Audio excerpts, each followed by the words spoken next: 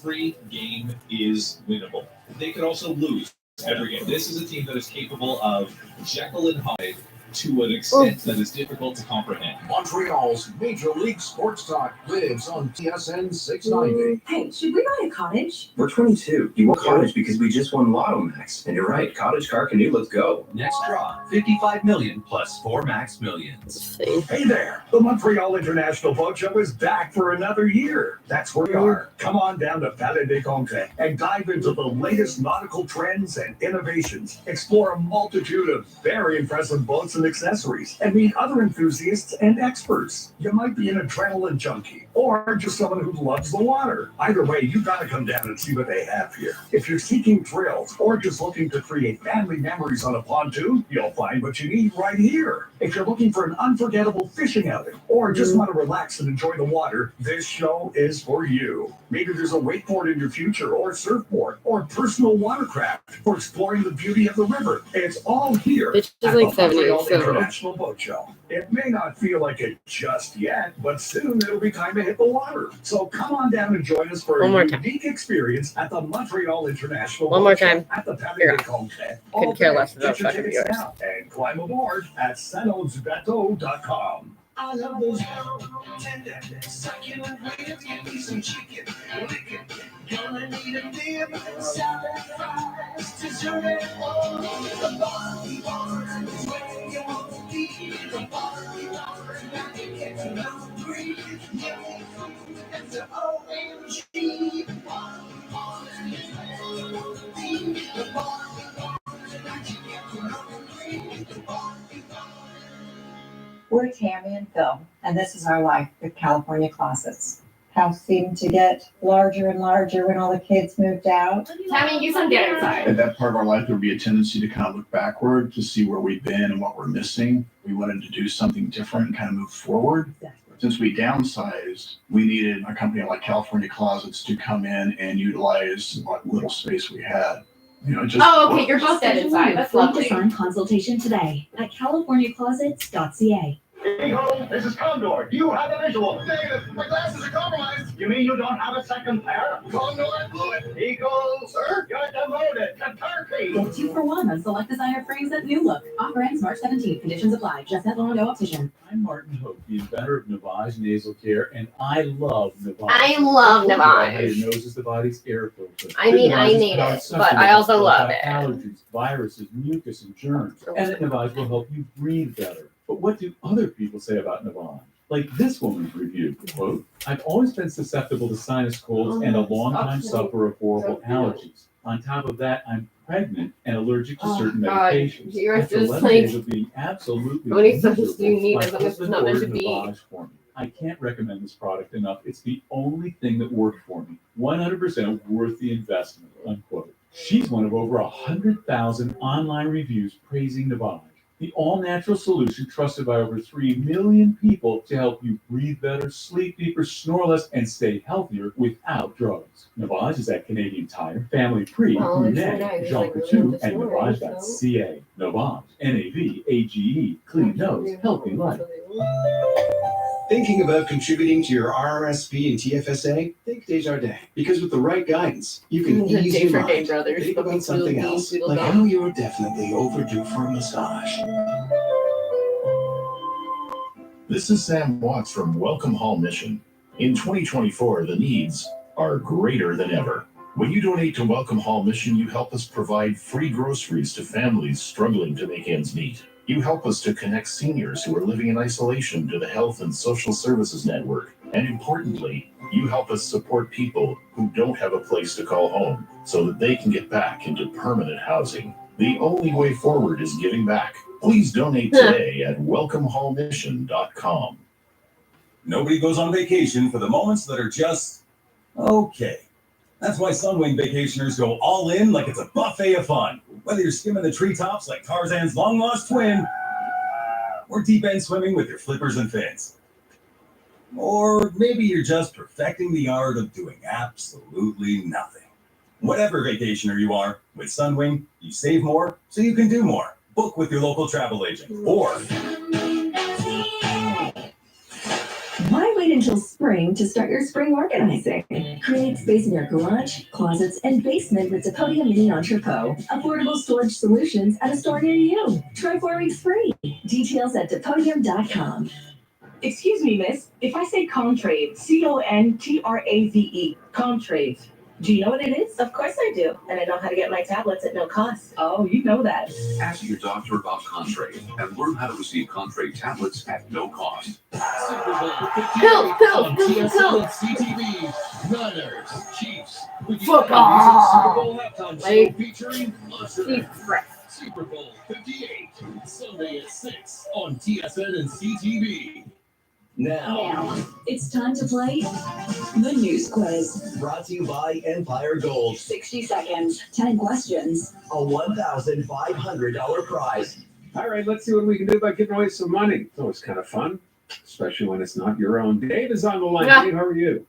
I'm all right. Good afternoon. Everything okay there, Dave? Yeah, I'm just a little bit staggered by the loss of Natasha. Yeah.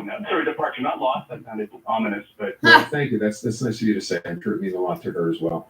All right, let me see what we can do about winning you some money. Let's start off with the toss-up question today, which was St. Hubert Airport is getting a new name. What's it going to be called? Liverpool Metropolitan de Montreal. Forget my. Really? That's enough. It's as bad as mine. So that is the correct answer. Dave, you're in the game. That means 9 questions, 60 seconds. Get them all right. You win $1,500 courtesy of Empire Gold. Failing that, it is $15 for every right answer. Remember, if you don't know an answer, you can always say pass and come back to it if time remains. But if you answer a question incorrectly, remember as well, you cannot change it. So if you're not sure, just say pass. Clock starts as soon as you say that you are ready. So Dave, are you ready? I'm ready. The provincial government is going to renew the use of the notwithstanding clause to protect Bill 21. How long does that renewal last? 5 years. Yes. Toronto Maple Leafs player Jonathan Harris is taking Revenue Canada to court over how much money? $8 million. Yep. The Quebec Wow. pay $100 each to be allowed. How many minutes to speak with the transport minister? 2 minutes. Yep. Which team is Wow, listed look at as the you. Super Bowl? The Chiefs. No. Canada has issued a travel advisory for what popular Caribbean tourist destination due to crime? Jamaica. No. True or false? A new list of highest average residential rents in Canadian cities places Montreal in the top 10. True. Nope. While complaining about French youth using too many English words, Premier Legault inadvertently used which one of his own yesterday? Cool. What word? Cool. A former RCMP officer has been sentenced to how many years in prison for leaking secrets? 5. No. Google has renamed its AI chatbot from Bard to what? I don't fucking know. Shakespeare. No, but I'll give you a point for creative. That's very, very good. It's called Gemini, actually. But Shakespeare, Bard, I like that. That's really give you $50 just for that. Just for that creative answer. Brian, how many fingers is that? 5? Okay, 5 fingers. That's $75 for you, Dave. Thank you so much. You're doing so good at first. You too. Have a good weekend. Cheers, guys. You too. Dave sounds a little bummed out, I gotta say. Yeah, he sounds so We're gonna get sad. to Tom Mulcahy coming up right after the 5 o'clock news, so stick around for that. I want to get his take on this war of words between Valerie Plante and Francois Legault. Yesterday, he called her out for not wanting to protect French, and today she was asked and said, I'm surprised by this. What's going on? Not part of the So brotherhood. we'll ask about that. We'll also give you, of course, a chance, again, after 5:30, a bit of an interview with Gabriel Nadeau-Dubois, leader of Quebec Solidaire, who we had a chance to speak to in a long-form interview today. If you're interested, that's coming up at 5:30. He's got some really interesting things to say. I will just defer to our producer, Brian Callisar, who was there this morning when we did the interview. Brian, were you impressed by Gabriel Nadeau-Dubois? Very impressive. Possibly more or Gabriel Nadeau-Dubois? For me personally, Paul Stage. Okay. News is coming up next. Tom Mulcahy on the other side. Stay with us. Montreal Now, brought to you by Dormez-vous. If you and your partner have mismatched sleep needs, then talk to a sleep expert, because at Dormez-vous, we solve sleep. The Mix and Match event is on now. It makes a difference when a business like Litracits Dispensing Opticians takes a personal interest in what they do and in their customers. That's what sets Litracits apart. They are, after all, a family serving families with the best in eye care, lenses, and a wide variety of frames from partners like Essilor, Maui Jim, Bevel, and more. Litracits Dispensing Opticians, taking care of your family's vision like their own. At DeCarry and Isabella for over 50 years. At Litracits, you'll see. You're listening to the Voice of Montreal. News, talk radio, CJAD 800, an iHeart radio station.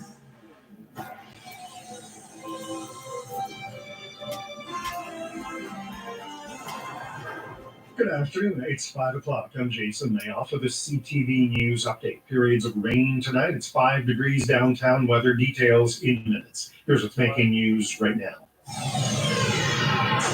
The man shot in a Laval parking lot. Excavation work at an informal grave site from the Duplessis Orphans era has been halted, and Indigenous peoples have sole authority over protecting their children. For the latest from the CJAD 800 Traffic Center, here's Jill Fitzgerald.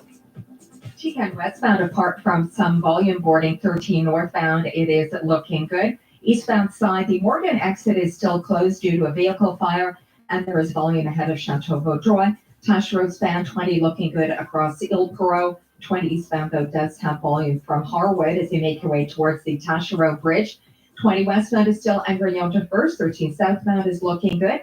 Decarie northbound is NDG, but that east and westbound working relatively well in the absence of any incidents. Decarie northbound has volume north of the 640 up to the 50. 15 southbound heavy going Atwater as you make your way across the Champlain Bridge. Then there is heavy volume before and after Ottery 30 on the South Shore. Enjoy the big game with buy one, get one free buckets from KFC. Available only on Uber Eats Wednesday to Sunday. Not available in restaurant. Order yours today. Traffic and transit every 15 minutes on CJAD 800. Next report, 5:15.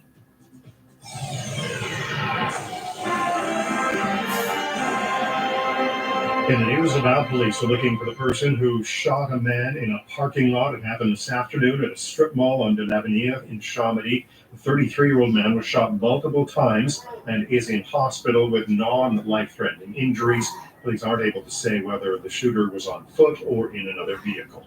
SAQ has suspended work at a warehouse in the East End over possible children's graves at the site.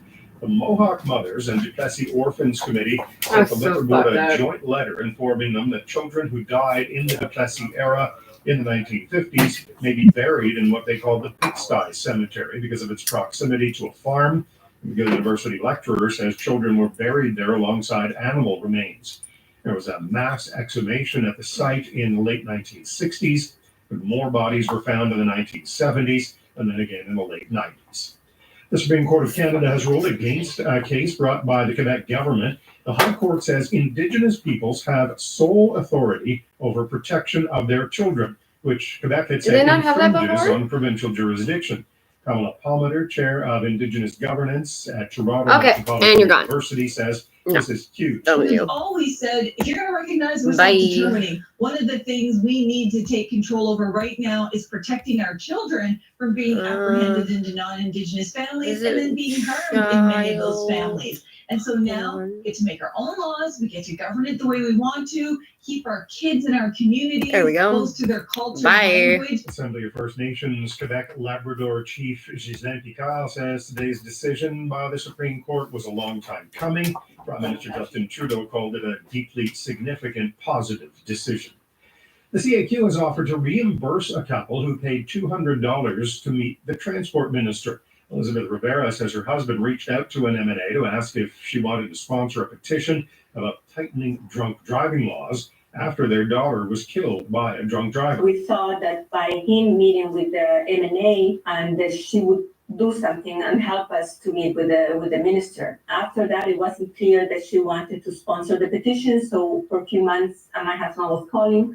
And then finally, in October, they called us and said that there was going to be this opportunity. That opportunity was a $100 a head fundraising event where they'd be able to meet Geneviève Guilbeault, the minister. It's just the latest such MNAs offering, such cases of MNAs offering access to ministers for $100 donations. A former Quebec Major Junior Hockey League player has been found guilty of sexually assaulting a girl under the age of 16. The judge says Noah Corson did not take all reasonable measures to verify the age of the victim, who was 15 years old at the time. Corson is the son of former Montreal Canadiens player Shane Corson and was 18 at the time of the assault.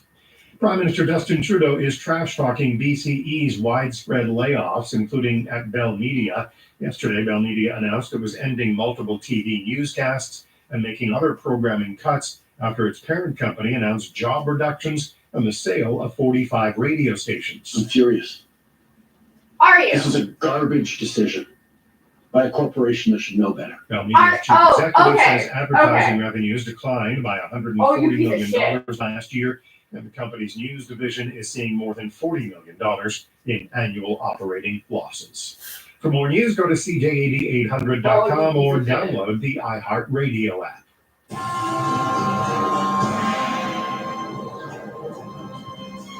The Dormingo Weather Center forecast periods of rain tonight, the low +4, a mix of sun and cloud tomorrow, the high 8, and Sunday cloudy with a chance of flurries or rain showers and the high +2. It's 5 degrees downtown.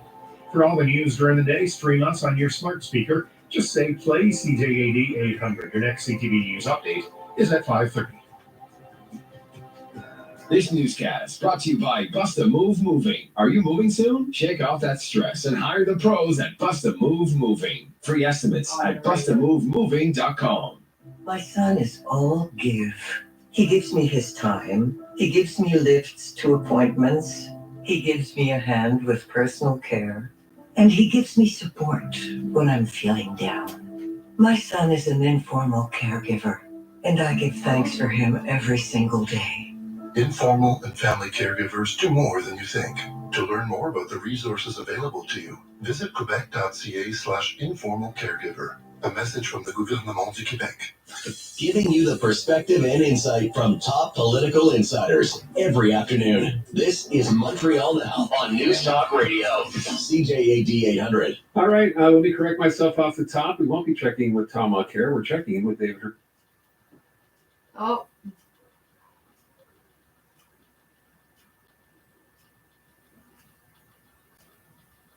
Okay.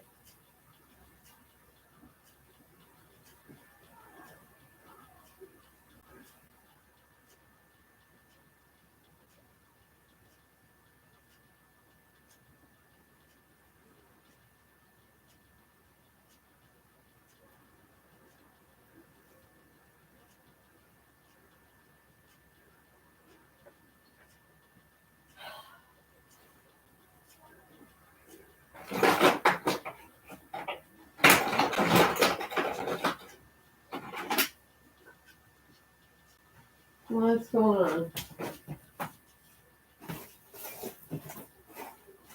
on? Okay.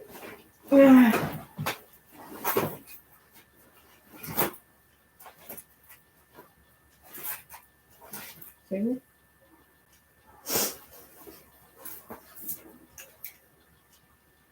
What's going on? Oh, really? Okay. Whatever.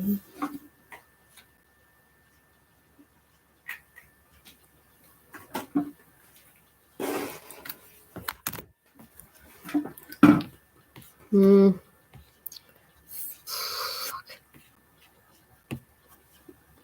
Okay.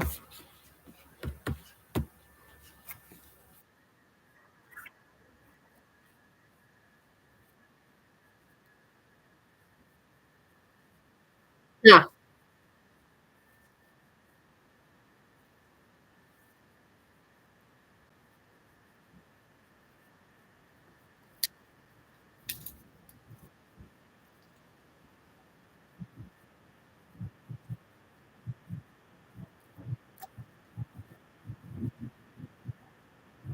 Ah.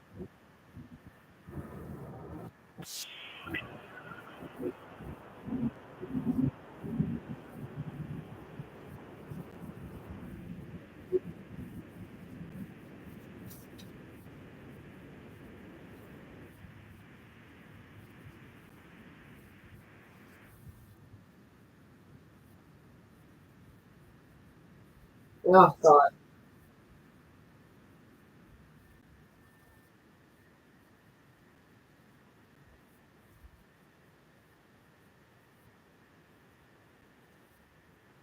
guys can't do anything. Yeah, but look what happens when you speak up.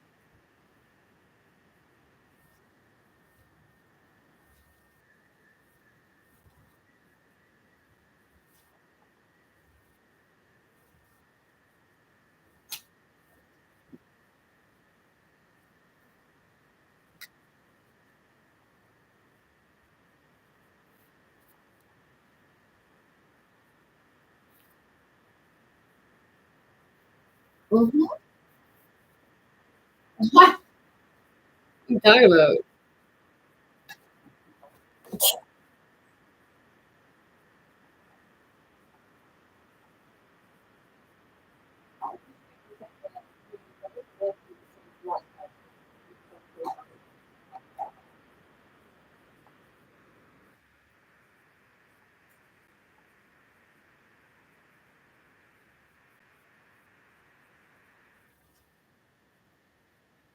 No.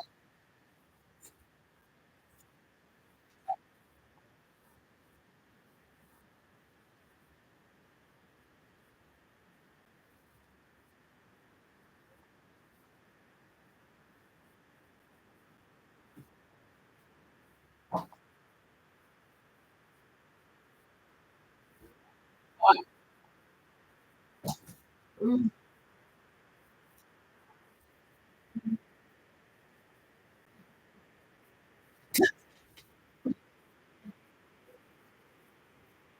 Ugh.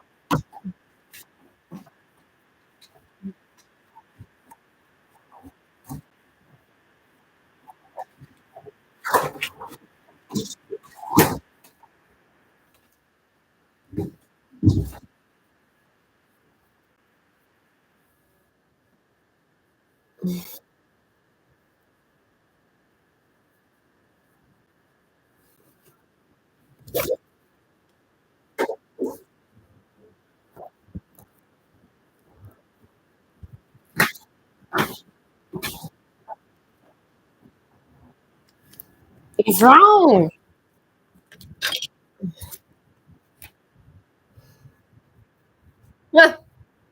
You mean you're 16? Well, how do we talk about it? We need to take the word back. We are. That is.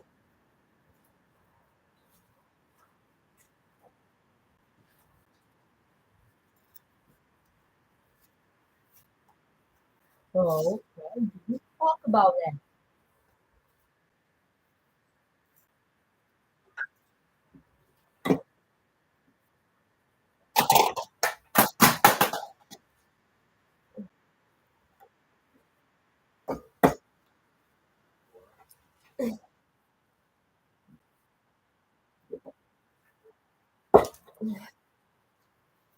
Yeah, but look what happened to David Menzies, who got arrested because he wanted to add. So he's even a journalist.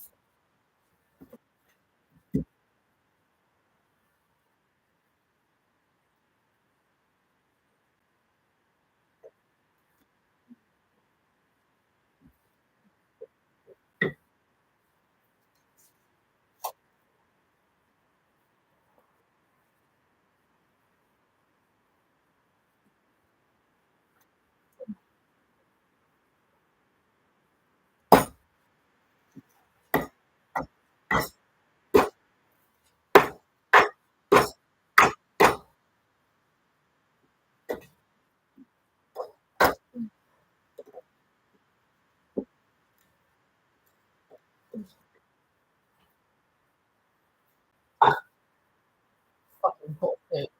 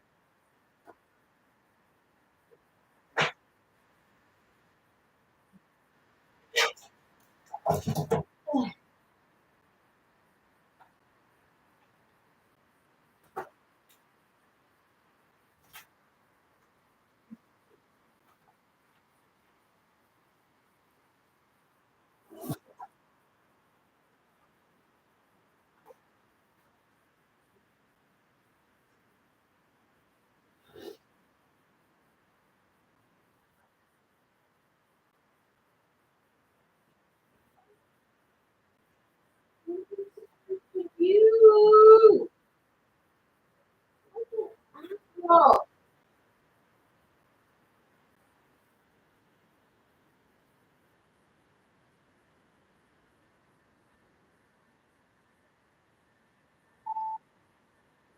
I don't think.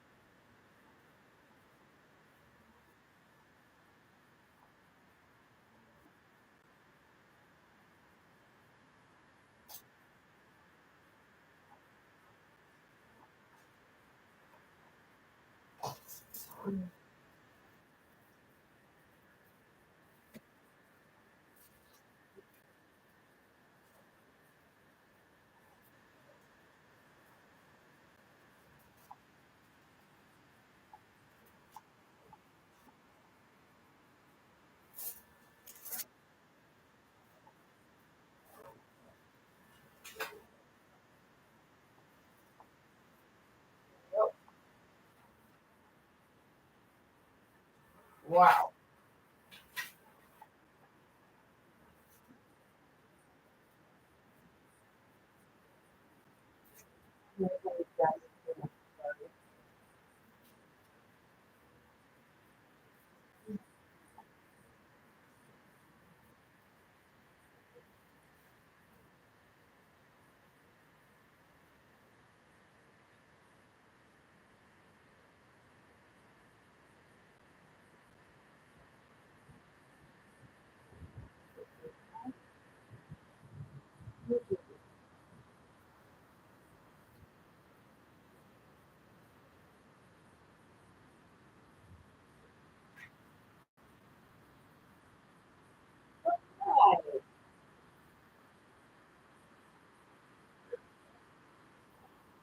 So stupid.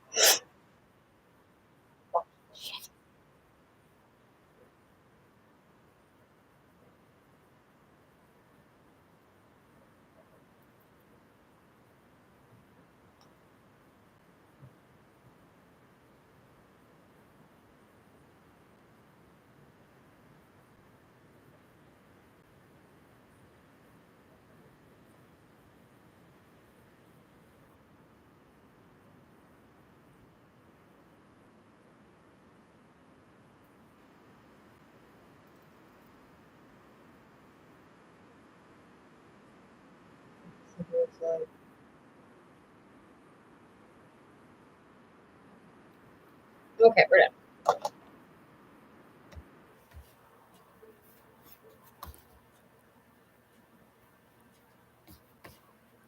done.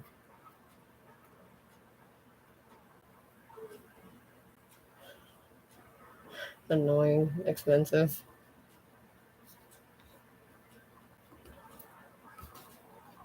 Everyone is slightly retarded. Okay.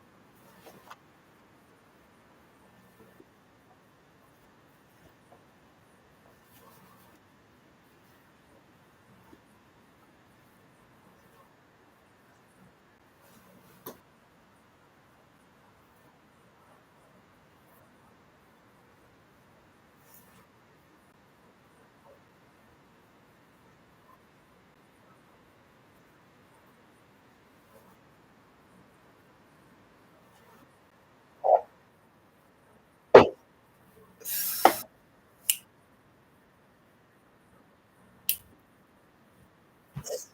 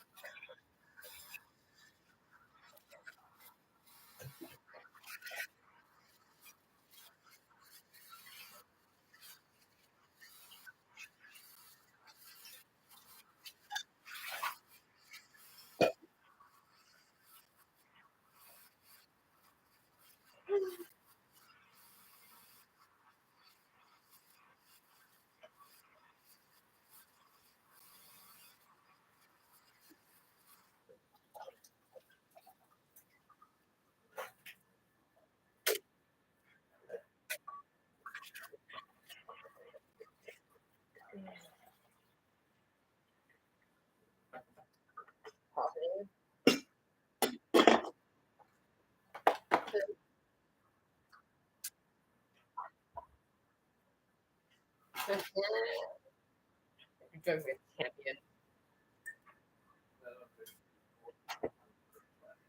Use it for the B side, but like the fucking bit. And just really everybody else life around them.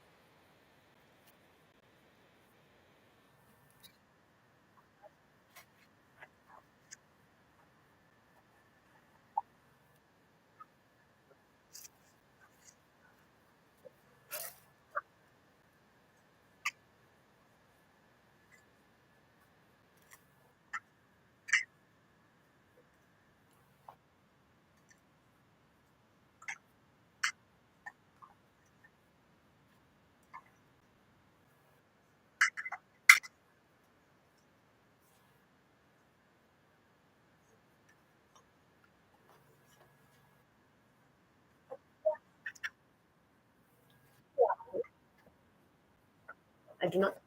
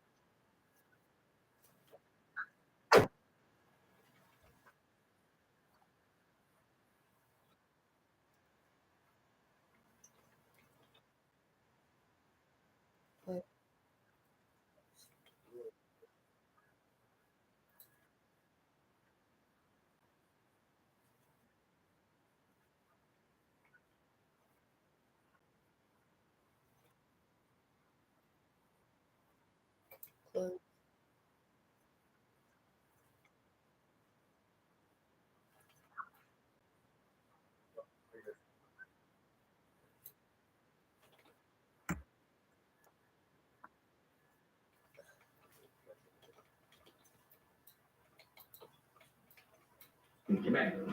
What he didn't tell us is that on the side, he launched in historic, unprecedented rise of temporary, precarious immigration. And that has resulted in the scandals we have seen in the newspapers, in the media, of temporary workers being sometimes exploited by their employers. So so the premise of that debate has to be what kind of immigration do we want, not what number do we want. Of course, numbers matter. Of course, numbers matter. But the first question is, Oh, what wow. That do we was want so a precarious racist.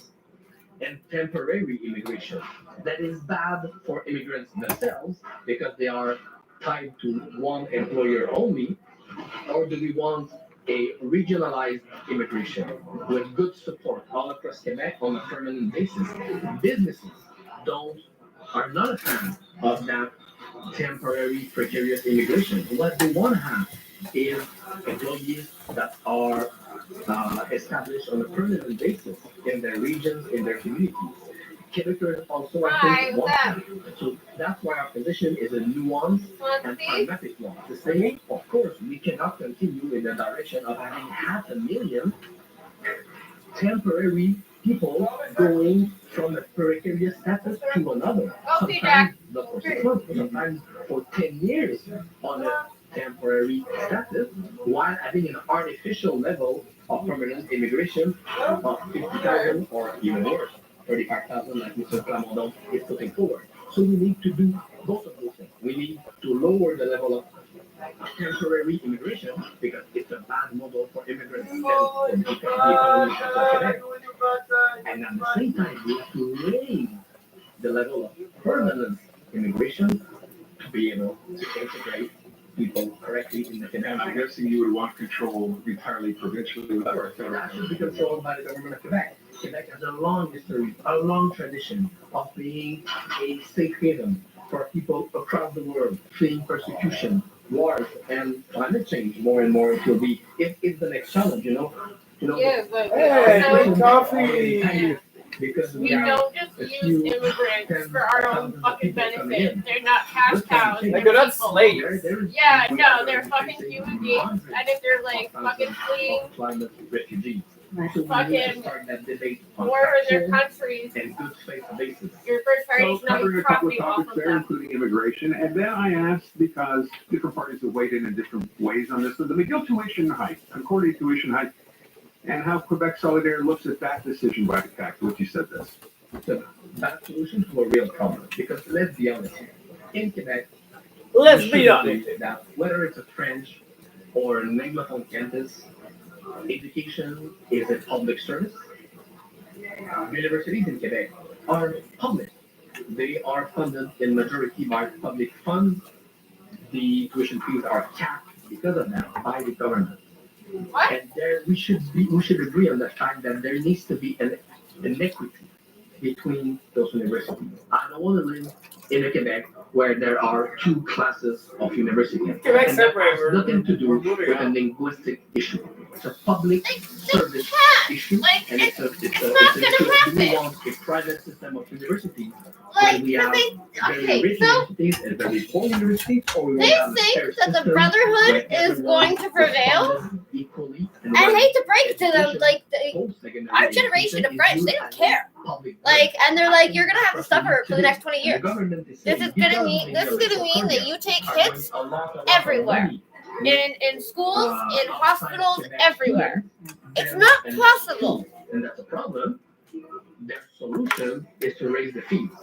That's not the good solution. What we need to do Your is to review solution the is way to tell we people fund you our pay universities. $200 to go to a gala to talk to one of the fucking politicians. I know, it looks like my dog. Asking them a reasonable tuition fee. I don't know yet.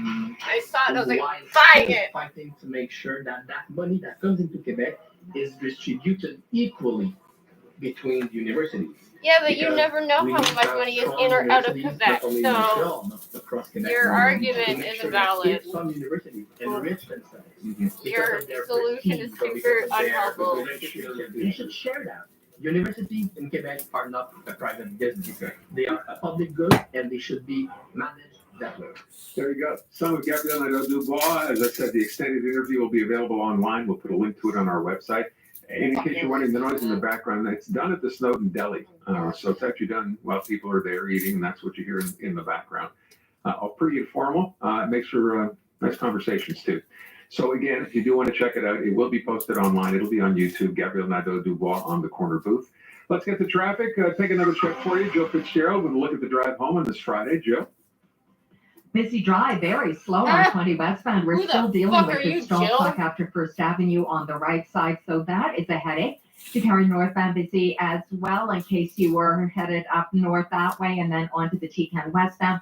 Not necessarily a great option for you, but once on the T10, everything is working well. Eastbound side still has some Okay, volume baby. from Chateau Vaudreuil. That east and westbound has been very quiet in terms of incidents. We still have some volume intermittently from Peanut around it.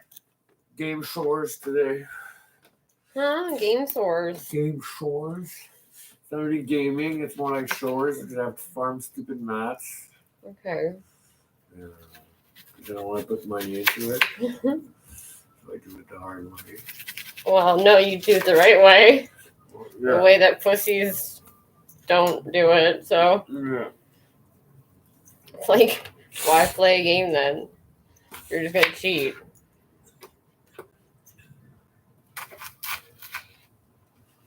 Fucking Magic Duels, that was so bad testing that shit. The game plays for you.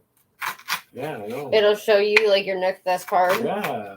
And then sometimes like it won't even give you the next best card. Like you can play a better card. Not just that. So you have a lot of cards that you have effects that if you don't take in consideration because you don't remember, it's your fucking problem. So if your enchantment's there and it's +3/+3 and you don't remember that your character has +3/+3, I'm not gonna tell you. Like this is part of the card game, you know.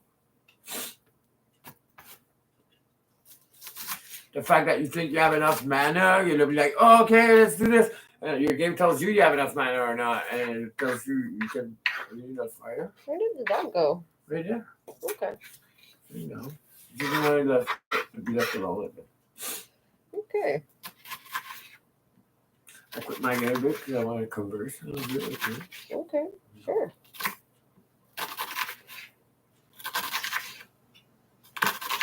Because I love you. I love you. It's up to Jordan. It's up to Jordan. Eyes are burning.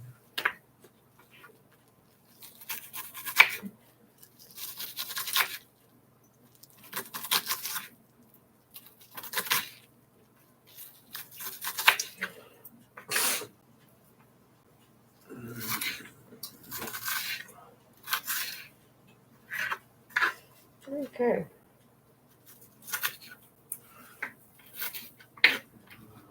Cool.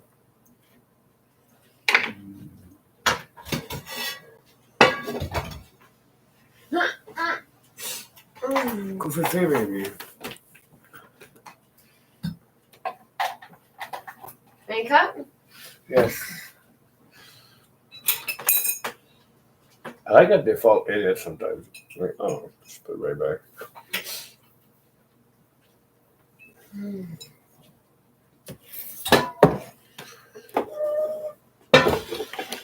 Thank you. Thank you.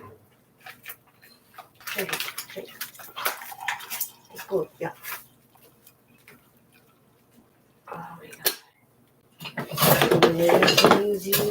Oh, my girlfriend's so great. I'm waiting for some big statue now. It's so big. It's so big. My big statue is so big. Fucking retarded. Well, fucking. She's the one who's fucking retarded. This fuck has so many fucking lids, no fucking bodies that fit. Yeah, no, I went to bring Dom the spaghetti and I couldn't find the top of the fucking thing. Couldn't fucking believe it.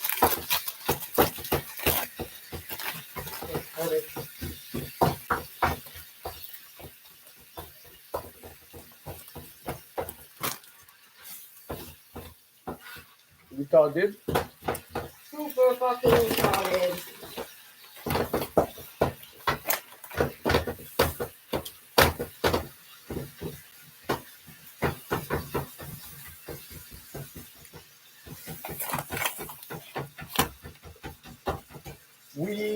That is quite a big spatula. Isn't it amazing? Oh, sorry, baby.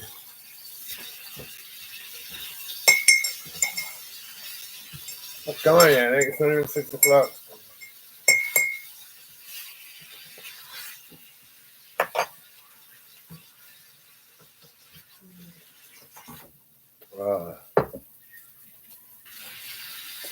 That's just good, y'all. God damn. Oh. Let it go there. Let it go there.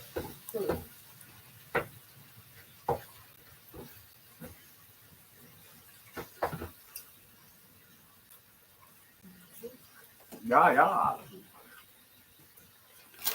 Stop eating chips.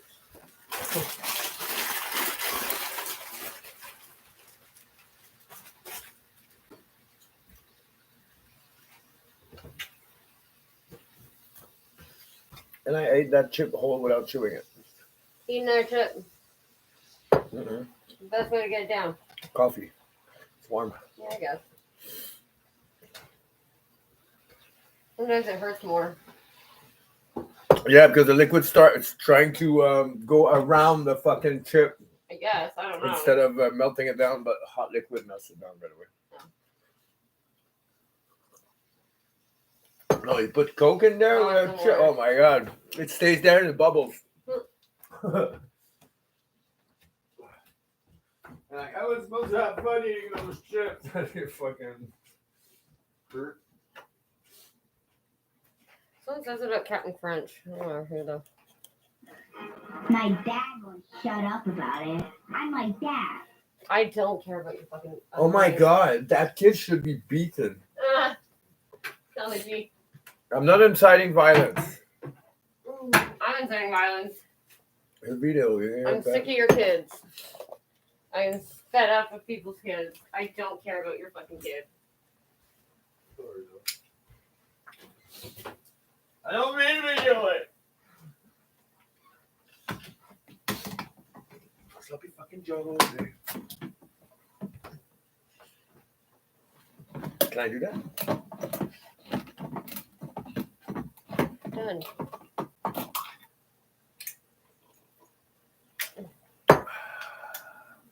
It's okay. I'll focus on my cup. On your what? I will focus. Focus. Like four focus on my coffee cup. Whatever you want, baby. Can you write coffee on the list, actually? And coffee filter. No, I already got coffee filter. Okay, cool. Yesterday I wasn't willing Whoa, to pay. whoa! Jesus Christ, I almost killed myself. Yesterday I wasn't willing to pay $4 for fucking coffee filters at grocery store with them. Really? $4. For a coffee filter? Shit you not. What the fuck? Yeah, right? Like, might as well buy a pair of towels cheaper.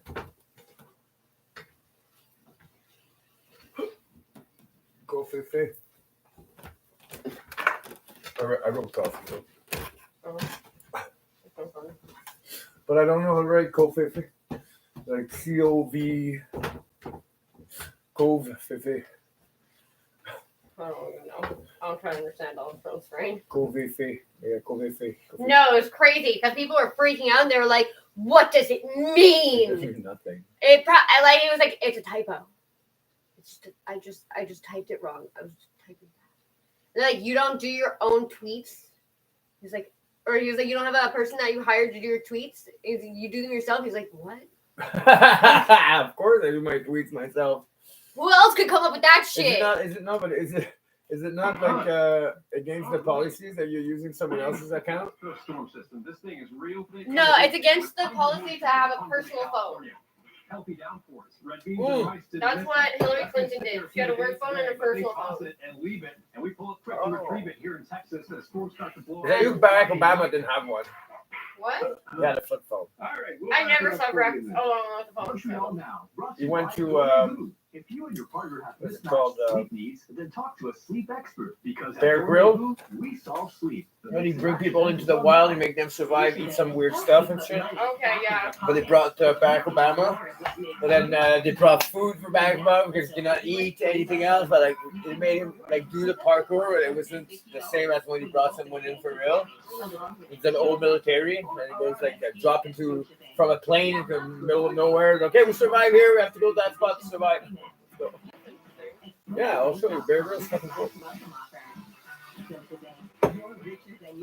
Makes people eat the worst disgusting things. What's the 7-letter word for effortless? Shut the fuck up. I absolutely cannot. Shut up. Is that not 7 letter?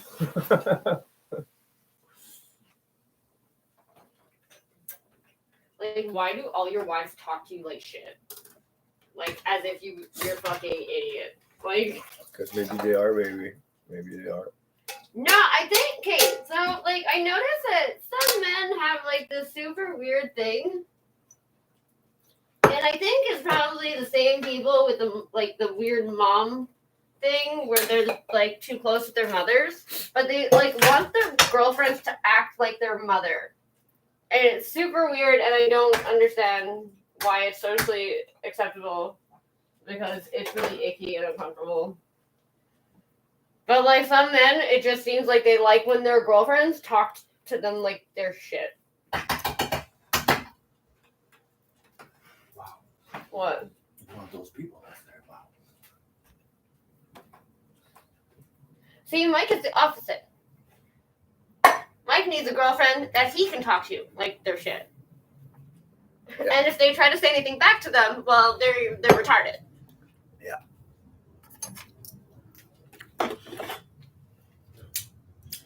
I feel better. I feel better. You're fucking all jonesed up on espresso?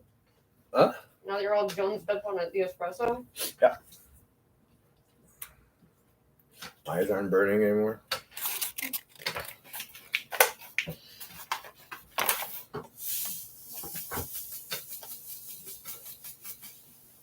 It keeps logging me out of shit. Or logging out of my YouTube. So that my history doesn't get saved. I can't go back to videos that I'm like, what the fuck? And be like, I need to show those people. Hey, our light works. Yeah, it's awesome. Because we had some sun today. I can see into the fridge. No, not that light. Oh, the snowman? Yeah. It's really in there. I tried to pull it out the other day. It's really, really in there. Yeah. Are you done? you for being here, of course. That is much appreciated. Thank you. I catch you back Yeah, here really on shout out. Monday. Anytime after 2 o'clock that's good for you is good for me. Until then, be good to each other. Take care of yourself and all those folks around you, especially the little guys. They are the most important people in your life. Have a great Super Bowl weekend, everybody. See you on Monday. Hope you're talking about your child and not some random midget. Oh, is it not amazing? Yeah. He's got way better fucking music than Jim. Like, this is great. And then he's also got the Aqualay song. Oh, yeah. That's another opening one that he's got. Now, update from the CJAD For fuck's sake! Center. Tough drive out to the West Tough Island. drive. That was fucking Friday. Is it? I think.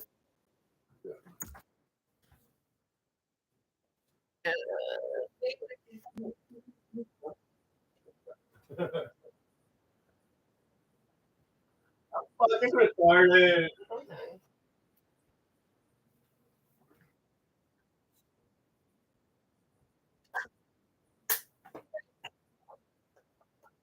What's your Bluetooth?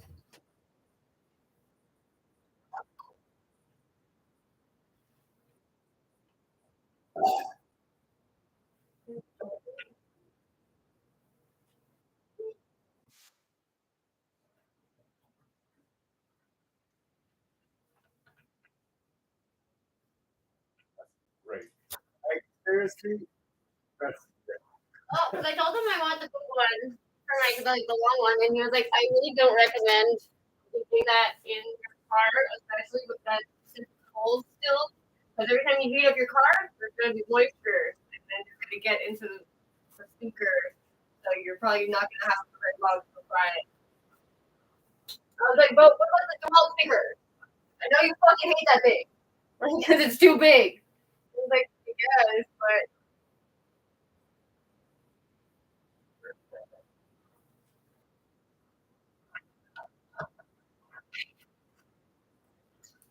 But I guess they're not really a phone anymore.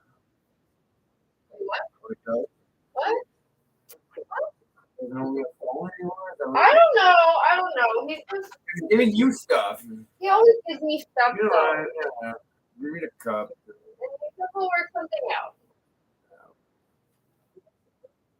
But he knows how to fucking do business. Like,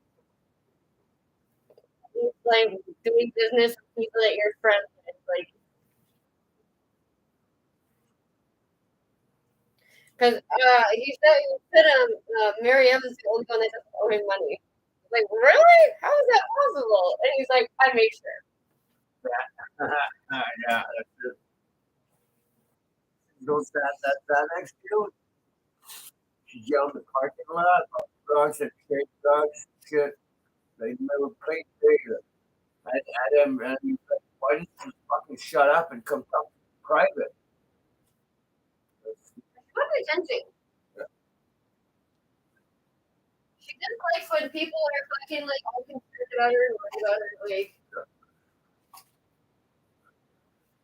But she's at her sister's apparently. I was like, that's a good thing. But yeah, but she's married anyway. I told him I'm gonna come steal him, bring him back here. You guys can hang out. He looks so sad. And he's like, steal me? I'm like, yeah, just to get you out of St. Halford, like, a little bit. Because, like, this place will make you fucking crazy. And it makes you hate people that you don't actually hate them. They're just being shitty. And you know they're shitty. And you're like, I don't know why I expect you to not be shitty. There you go. Woo! It's up in Jody. It's up in Jody. It's up in Jody.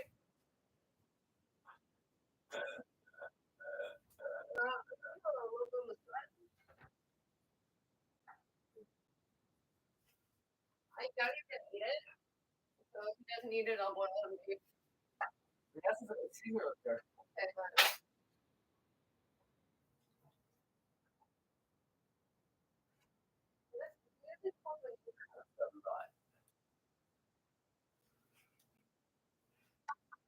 Do you want milk with it?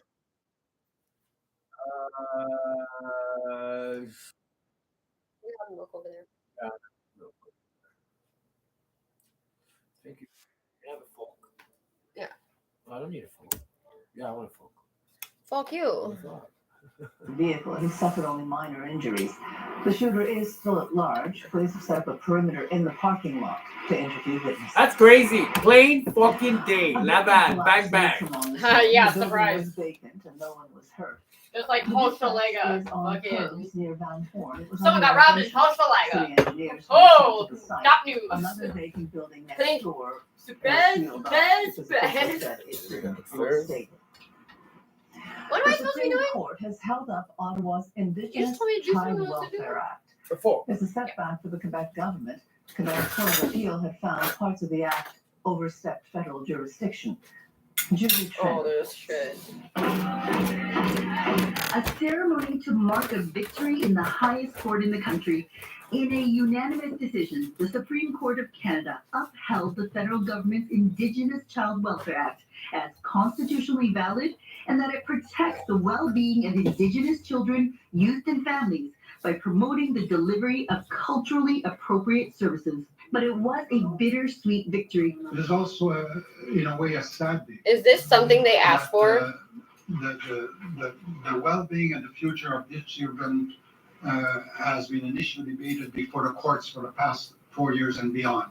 Bill C-92 was passed in 2019 as part of Canada's commitments after the Truth and Reconciliation Commission to correct Which the he wrongs of wasn't residential there schools for. and the 60s. It was his idea. Forced into state And he care. didn't The come. problem persists today. The national census shows that more than half of the children in foster care are Indigenous. And this means now we can continue to work with all provinces and territories as Are you we dead? move forward Oh my on making God. sure Indigenous You looked at me and communities, you went, First Nations, Métis, and Yes. Inuit get to take care That's still of smart. their own kids and give them the brightest possible future.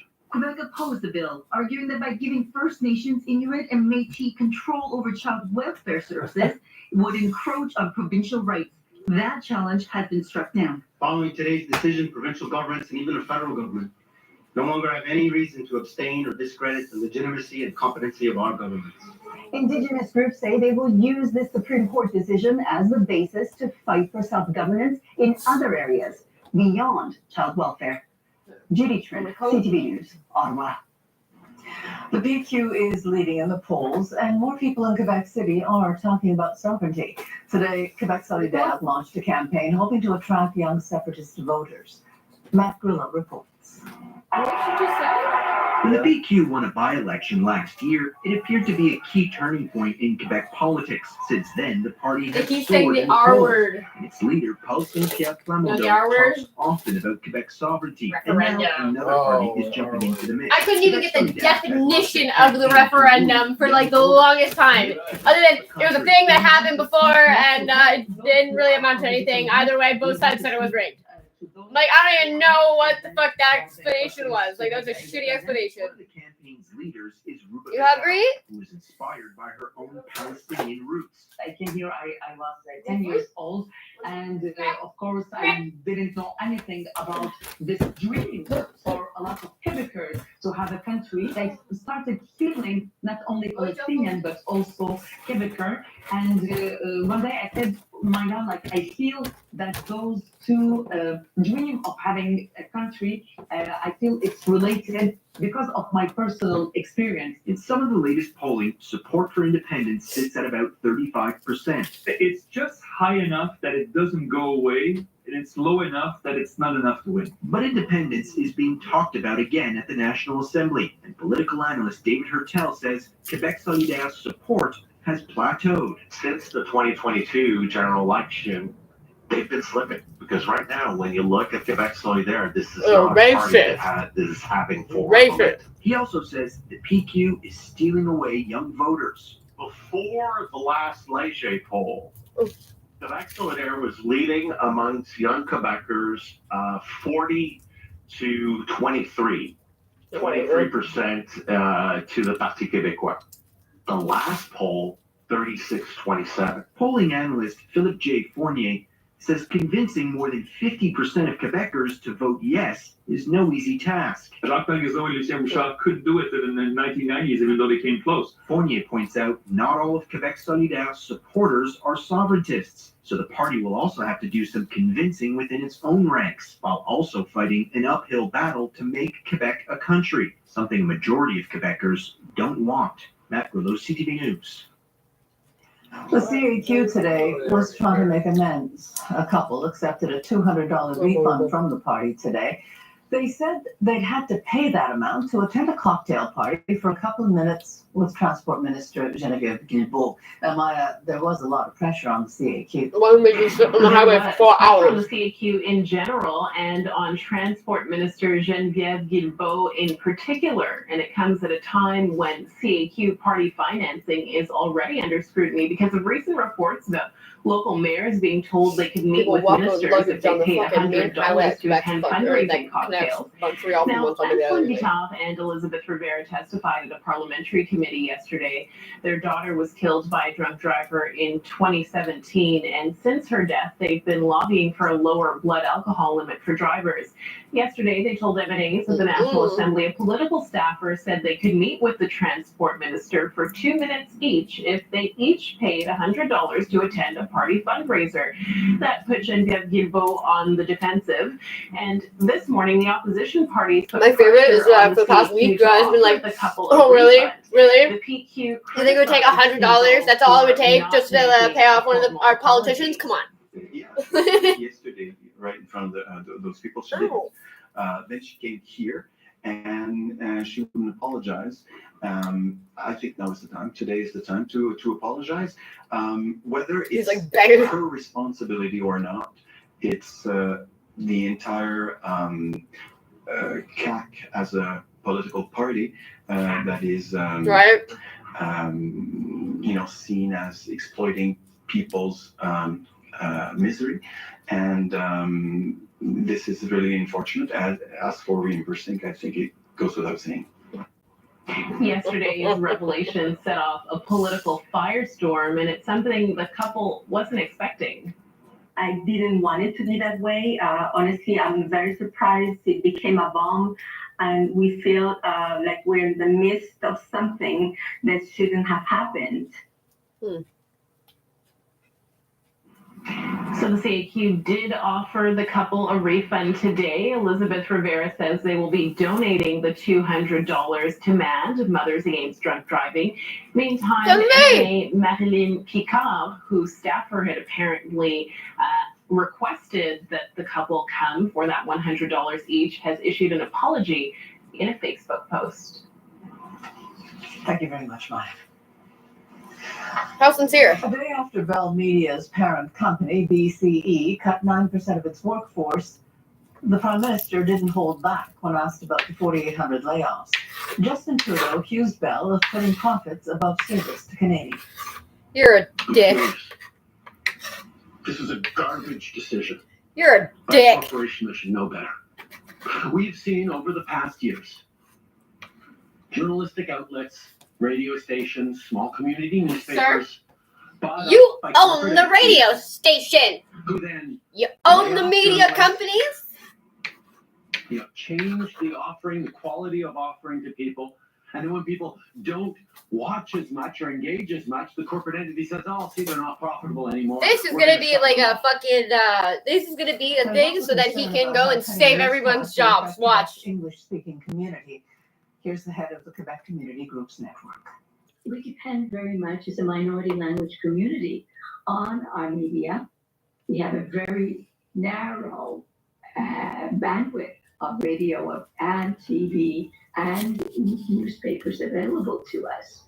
And we depend on it for our local news, but also in difficult times to reflect us. Yes, ma'am. The QCGN also says English media in Quebec is even more important now, given the restrictions of the use of English under Bill 96.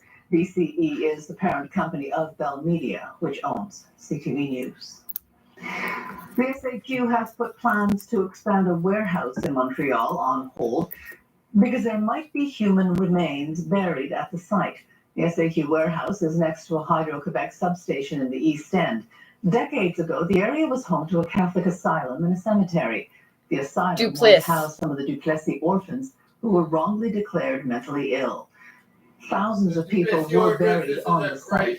Many remains were moved in 1967, but later construction work uncovered more bones. Upon learning that there was another expansion project, that Duplessis Orphans and the Mohawk Mothers came together to request cooperation on finding, on determining best practices to make sure that these remains are respected and that they are found during the excavation. Since when do you guys give a fuck about respect for people's remains? Bioarchaeologists being present, or forensic anthropologists, people are capable of identifying human remains during construction work, and also monitoring from indigenous monitors who can also report to their community what's happening. The SAQ says the excavation work was stopped as soon as it was notified. There's going to be some major road work on bridges and tunnels affecting the eastern half of the island. The Papineau Bridge going from Montreal to Laval will be closed from 10 tonight to 4:30 Monday morning. Meanwhile, the La Fontaine Tunnel going towards Montreal will be closed overnight from 11 o'clock Saturday night to 9 a.m. Sunday morning. More details are available on our website, ctvnewsmontreal.ca. In April, Montrealers will experience a total solar eclipse. First time in more than 90 years. It is a rare event, but it can also be dangerous. I have no fucking clue. Has decided to cancel classes that day. Here's Matt Gilmore. It's a once in a lifetime opportunity to witness the. You guys say this every 10 years. Right here in Montreal. Donald Trump looked into it. Opportunity because the next total eclipse that we will see from Montreal will be in 2205. On April 8th at 3:26 p.m., the moon will pass directly in We front of the all know what a solar eclipse is, god damn it! Called a total solar eclipse. I saw Full-blown AIDS instead of regular AIDS! and it was a life-changing experience for me. Ralph Chu is a vision expert with a degree in astronomy. He says while a total eclipse can be a profound experience, it's not without danger. During an eclipse, the danger is really not at total eclipse when the moon completely covers. This is what our news is now. That period before they fired everybody, and now this is what our news is. Only part of the sun is being covered. He says when the sun is partially covered, the overall light is diminished, making it easier to stare directly at the sun, but the light is just as bright and can cause permanent damage to the eyes. Around 40 to 120 seconds will. That was the only we can convert done. It was one. A loss of vision. Looked into it. Add up. Like, we do enough of we all make fun of it for it. Thanks, baby. You can welcome. Build up enough of an exposure Phrasing. to tip you over what we refer to. This is what our news is now. It's for that reason that at least one school service center in the eastern townships has decided to cancel classes on April 8th. In a statement, the Centre de Service Scolaire des Sommets says during the partial eclipse, which runs from 2:15 to 4:45 p.m., constant supervision must be provided to ensure that young people respect the safety conditions.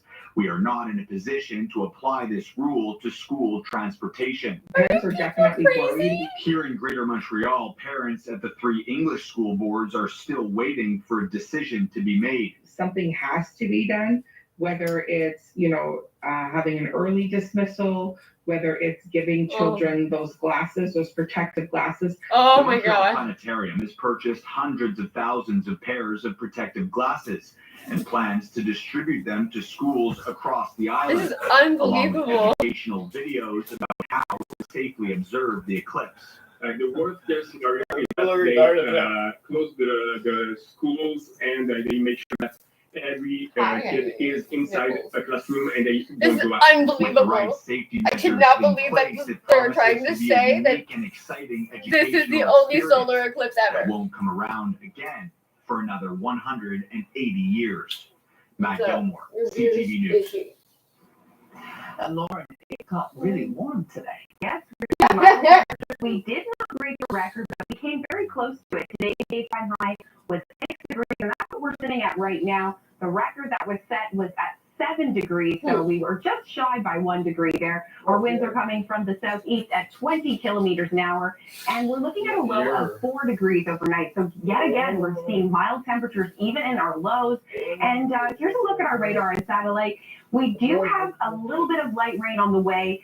When we will see it, how much we're expecting, and what this means for our weekend plans, I'll be back a little later with all those details for you. And coming up, they're trying to figure out what happened. Left wing took a big chunk, 2 or 3 feet off of the tail of another plane. It's another accident involving planes at Boston Local International. Planes. And a man tries to Apparently, that thing for the door that flew open, apparently was not there for a month. Apparently, that piece is missing for at least a month. The iHeartRadio app? No, if you work at an airport, you will never get on a plane. Like 321. 20 westbound is solid ahead of Embryo as you make your way over to First Avenue, where we have a stalled truck blocking the right side. Dakar northbound is busy from the bottom up to the top. T10 eastbound still has volume ahead of Chateau Gaudroy for the inbound side of the Ilotor Bridge. Laurentian Aldred northbound accident just north of the Eugene. Okay, what are we looking at? No, not pie. Wheat. Lava cakes. Creme brulee truffles. Are you talking to me? What? Are you talking to me? No. Oh, good. No, I'm not talking fucking to you. around with ads because of the fucking shit and my fucking shit. The fucking... Okay, la. I'm sorry I asked.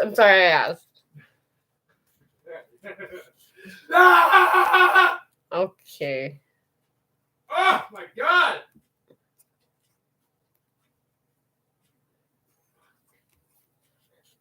Fuck me, gentle. 75 Valentine's Day desserts. That's a lot.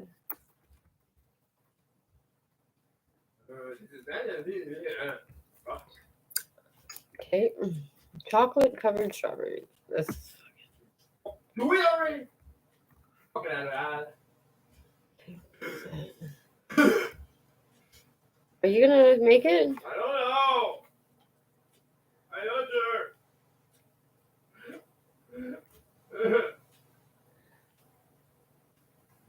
Kill you. You're ridiculous. No, Petite friends, fours. family, and inciting violence.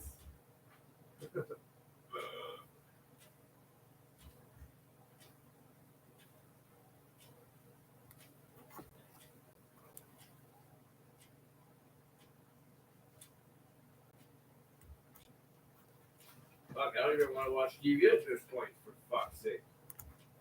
Go fuck yourself.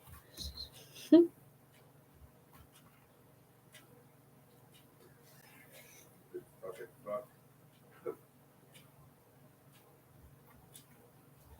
That's gonna go have that big anymore. You're done? Are you done?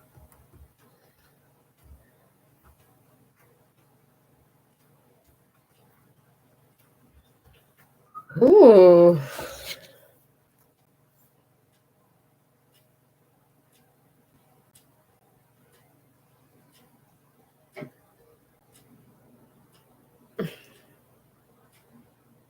I don't know.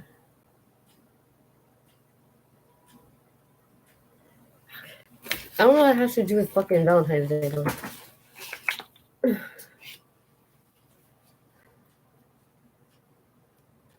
Posting recordings of you shooting up homes and businesses. Wow.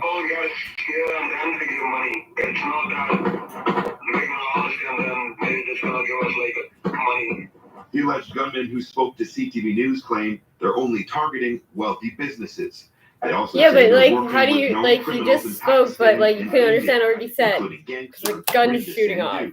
So Sandhu was reported dead in November of 2022. 2 months later, media reports suggest he may still be alive. While police in Ontario announced multiple arrests linked to the rise in South Asian crimes this week, the alleged gunman who spoke with CTV News claimed some of those who've been charged are low-level players who are part of a much larger international extortion racket. A city councillor tells me he knows of dozens of members from the South Asian community who've gone out to acquire their gun license over the last several months. He also claims at least one business has paid for their entire staff to get their firearm licenses to protect themselves if the authorities can't clamp down on the violence. Adrian Gabriel, CTV News. In British Columbia, Conservative leader Pierre Poilievre outlined his plan to fight extortion and blackmail. He says Prime Minister Justin Trudeau is weak on crime. Small businesses and communities like this one Is the getting front, letters goddammit. that if they don't sign over their life savings to foreign criminal networks, they'll have fire bombs thrown through their windows. Their kids will be kidnapped.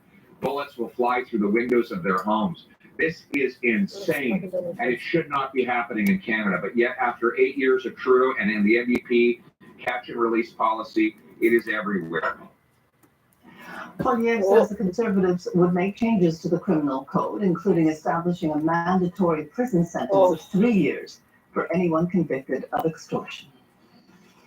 CTV's W5 has been looking into unresolved consumer complaints made to the Better Business Bureau. John Woodward has a preview of a hidden camera investigation. When Laura Snyder's husband died, her friends filled her fridge with food to help her get through a hard time. Then the fridge stopped working and she was faced with trying to fix it alone. All I could think about was, I need to get it fixed and need to get it fixed quickly. Without her husband to help, she turned to Google. The first repair technician she could find offered to fix it for $1,000. And he said he could fix it within the next day or two. I was like, perfect. But he didn't fix it, and Laura never saw the repairman again. After weeks of calling that company, which she says refused to give her money back, she ended up filing a complaint with the Better Business Bureau. If a company has an F rating, it means they've been unresponsive to BBB's requests for information, they've been unresponsive to consumer complaints, or they just refuse to resolve those complaints. The BBB opened up their database to W5, telling us what companies get the most unresolved complaints in industries from appliance repair to gift baskets to airlines. Hi, how are you? And when a technician from one of these businesses showed up at a customer's house, they had company, our hidden cameras, as we watched to see how they would diagnose a problem we set up. A simple zip tie that made a noise when it touched the fan. Would they recognize an easy fix or charge for a lot more? It's like all clogged up in here. Oh, okay. So I will have to open the motor and need to service it. Is that what that friction means? It's actually having extreme opinions on it.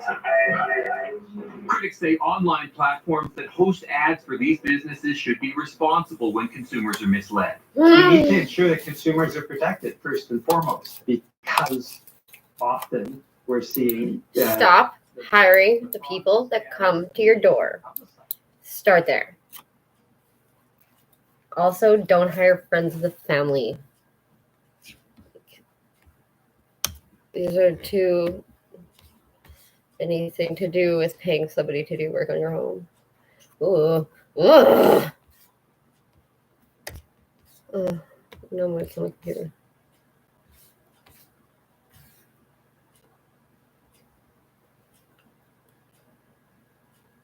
The fuck is a blondie?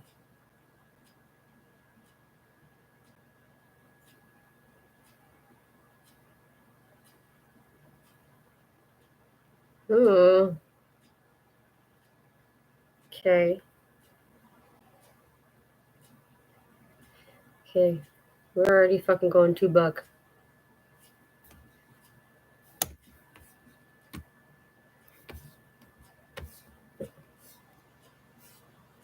Macrons.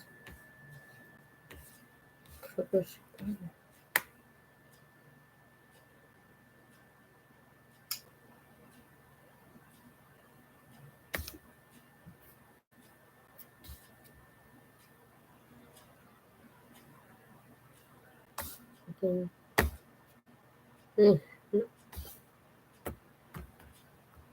Oh. Neato.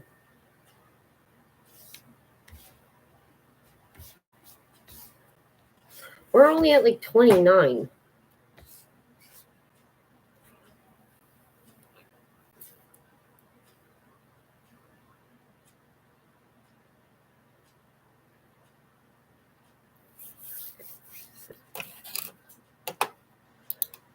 Who doesn't love Vegas? 500,000 fans gathered for America's biggest sporting event of the year. And there's a new category for the Oscars, and that's not something that happens often. This is CJAD 800. For best of audio and a list of podcasts, go to CJAD800.com. Now, an update from the CJAD 800 Traffic Center. 20 westbound is the parking lot before Angrignon. We still have a stall truck blocking the right and now the center lane at First Avenue, causing delays as you come off the inbound side of the Mercier Bridge from Clermont to carry northbound is much busier as a result as motorists use it as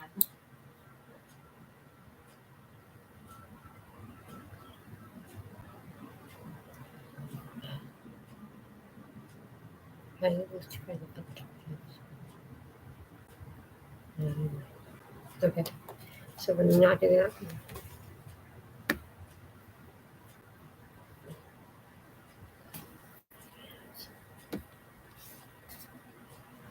What?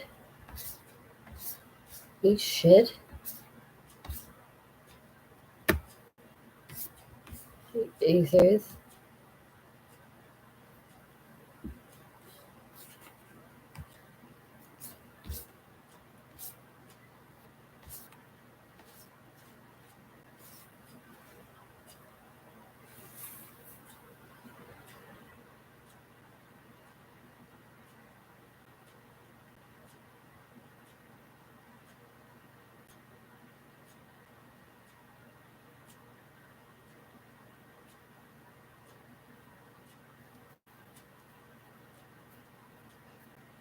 We're going to go ahead and write these down right now.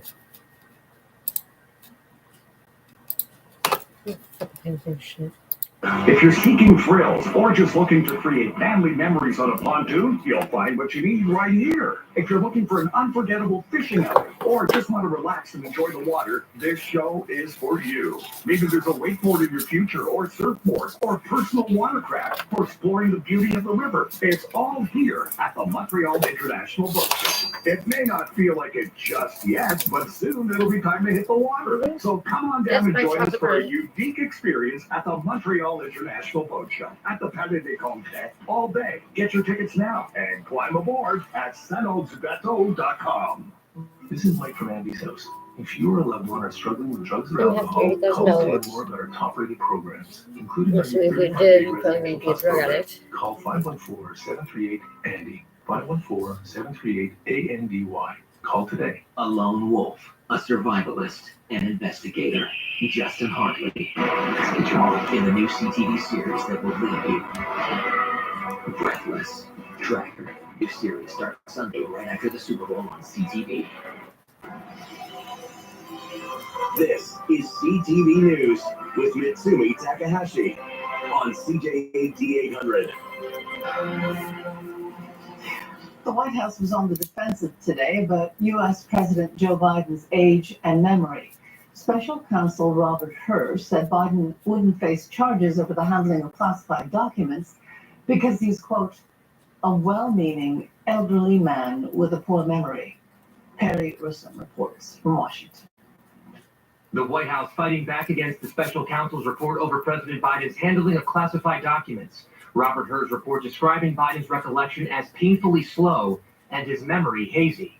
The way that the president's demeanor in that report was characterized could not be more wrong on the facts and clearly politically motivated. In the report released yesterday, Hur, a Trump appointee, writes, Biden would likely present himself to a jury as he did during our interview with him, as a sympathetic, well-meaning elderly man with a poor memory.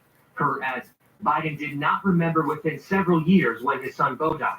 I don't need anyone to remind me when he passed away or passed away. How the hell dare he raise that? Today, the debate over Biden's mental sharpness taking over Capitol Hill. House Republican leadership calling the president unfit for the Oval Office. Democratic Senator John Fetterman says the report was smear and cheap shots. I don't think anyone's going to remember, charges weren't brought. They will remember the language that Robert Hur used. The mental competency of both Biden and former President Trump continues to be questioned. Republican presidential candidate Nikki Haley on Fox News. The party that gets rid of their 80-year-old candidate is going to be the party that wins. Biden is 81. Trump is 77. I'm the most qualified person in this country to be president of the United States and finish the job I started. The president was clearly bothered by this last night, calling the news conference last minute. He says his memory is fine. Perry Russum, ABC News, Washington. A volcanic eruption in southwestern Iceland appears to have subsided. Experts say the eruption has calmed down significantly, but they warn the area could experience more eruptions in the coming months. Yesterday's eruption prompted the evacuation of a popular thermal spa and cut off heat and hot water to several communities. The vote counting is underway in Pakistan's general election, which was marred by violent unrest. Early results show independent candidates linked to former Prime Minister Imran Khan having a narrow lead. Imran Khan is currently in jail. The party of the former leader Nawaz Sharif is second, but neither group appears to be on course to win a clear majority. And farmers in Spain blocked a major highway as part of an ongoing protest in Europe. Farmers claim the EU claim environmental regulations are making them less competitive, and that's being made worse by taxes and bureaucracy. Spain's government has already given almost 270 million euros in subsidies to 140,000 farmers. And Prince Harry has agreed to an out-of-court settlement. It's in connection with a phone hacking lawsuit against a British tabloid publisher. Harry will be receiving more than $500,000 from a Mirror Group's newspapers. A judge found the prince's phone was hacked, and that phone hacking was widespread at the Mirror Group of newspapers in the 1990s. Weather brought to you by Gratian Scab's 2024 event. Thousands of frames reduced to $24 each. Well, another day that felt like spring. I don't know about you, but I did not need a scarf. I didn't need a hat. I didn't need gloves. And I'm not complaining. I certainly like the milder temperatures, and we're going to see more where that came from as we head into our Saturday. But first, let's talk about our almanac. What was our daytime high today? Well, we got up to 6 degrees. Normally, we'd be around -5, and we did not break the record that was set in 1990, which was 7.0. But we did come close, and I want to celebrate the fact that the sun is setting at 5:12 p.m. And even though we didn't see much sun today, we can certainly rejoice in the fact that we're getting a little bit more sunlight as we head into the actual beginning of spring. We still have some time, although Mother Nature is giving us a look at, or a preview of what's in store. Here's a look at our 7 to 7 day planner for tomorrow. I'm bringing this up because you can see in this weather model, around 11 a.m., we have a just under a 40% chance of some light rain. Otherwise, it looks like we're going to see mostly cloudy skies. But if we see how this plays out in our future cast, it's a different story. So here, let's put it in motion now and see what we can expect overnight. So we see this system coming in from the west. Well, it's going to bring us a few showers, periods of rain rather, starting as early as 9 o'clock tonight. And we're going to see that continue until about 2 a.m. You can see the system is still hovering around Montreal at midnight. So around 2 a.m., that system pushes eastward. We're going to sit under cloudy conditions. And then we're starting our Saturday off with mostly cloudy skies. That's what we'll continue to see throughout the day. Once again, around 11, we do have a slight chance of some showers, but if you see this model, it doesn't look like we're seeing much in terms of precipitation. So we'll continue to see mostly cloudy skies throughout the day and overnight into our Sunday. But early morning, we do have the potential of some flurries on Sunday. So we are calling for the start of Sunday, some snow, not much, and not much in terms of accumulation, definitely under 1 centimeter. So that's So that's what that's about. Tonight we're going down to 4 degrees. That is quite mild. We're seeing mostly cloudy skies with some showers, light rain that is. And tomorrow morning we're looking at mostly cloudy skies. 6 degrees will be our wake-up temperature, and we'll see a daytime high of 7 tomorrow. In and around the region, we're looking at 6 as well in Gatineau with sun and clouds, 6 as well in Laurentians. In Quebec City and Sherbrooke, we are calling for some light rain with 6 degrees in Quebec, 8 in Sherbrooke. Here's a look at the next 7 days. You can see that we're holding on to the milder temperatures, but once we head into Tuesday, we dip below 0. We do see some sun and clouds to wrap up the end of next week. And now tonight, the Lotto Max jackpot is $55 million plus 4 additional Max Millions. Buy your ticket online or in store. Good luck. The Super Bowl is Sunday. The Kansas City Chiefs and the San Francisco 49ers were on the practice field today, and thousands of fans have descended on Las Vegas. Zoe Shaw has more. The Super Bowl frenzy is on. Who doesn't love Vegas? Close to 500,000 fans expected to head to Las Vegas for the most You're an adult, you anticipated care about sporting sports event this much. of the year. All of the I'm a strain fucking and loser, stress and is to no get one's to gonna this take you moment. seriously. It's going to be a great challenge, and for all of us, receivers, O-line, everybody, we got to be on point for this one. The San Francisco 49ers taking on the Kansas City Chiefs, hoping to clinch their first title since 1995. The number 3 is a big number in terms of dynasties and things like that. So hopefully we can get this thing, and you guys can start talking about dynasty. A lot of fans also talking about Kansas City Chiefs tight end Travis Kelce's big play off the field. Swifties will have their eyes peeled for his girlfriend Taylor Swift, flying directly from her Tokyo concert to make it just in time for the game. And there is no shortage of entertainment. To have R&B have the main stage at the Super Bowl. That was 2007. It's a major thing for me. The major things many fans will also look out for is which performer Usher will surprise fans with during his halftime show. And a lot of excitement ahead of Reba McEntire singing the national anthem. And Reba McEntire? America the Beautiful. And with so much to look forward to, of course, there's going to be a lot of betting too. Some analysts predict there's going to be more bets this year than last year, when $16 billion total was on the line. Sorry, Shaw, ABC News, Los Angeles. There's going to be a new Oscar category for the first time in nearly 25 years. The Academy is adding an award for Best Achievement in Casting. The last time a new category was added was in 2001, and it was for the animated feature film category. Film critic Richard Krause says a casting award is long overdue. David Cronenberg told me years ago that casting is 90% of a director's job. If the movie's not cast well, the movie is not going to work. So I think it's about time that they gave an Oscar for casting.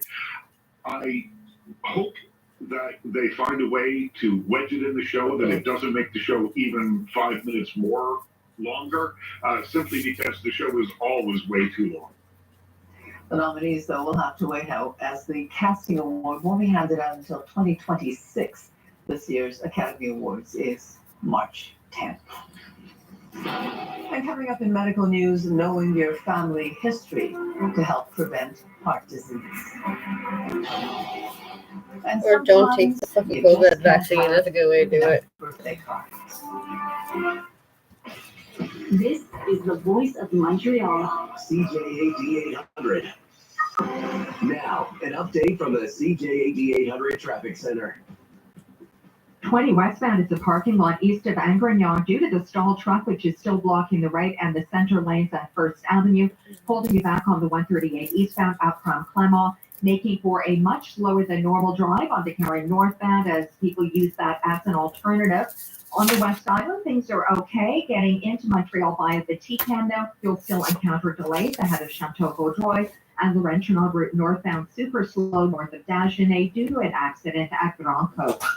Right now, experience the Subway 6-inch Black Forest tab or cold cut combo sandwich for just $4.99. Only at Subway offer ends April 8th. Wow, boy, What you see on the roads, calling your tips to Star 800.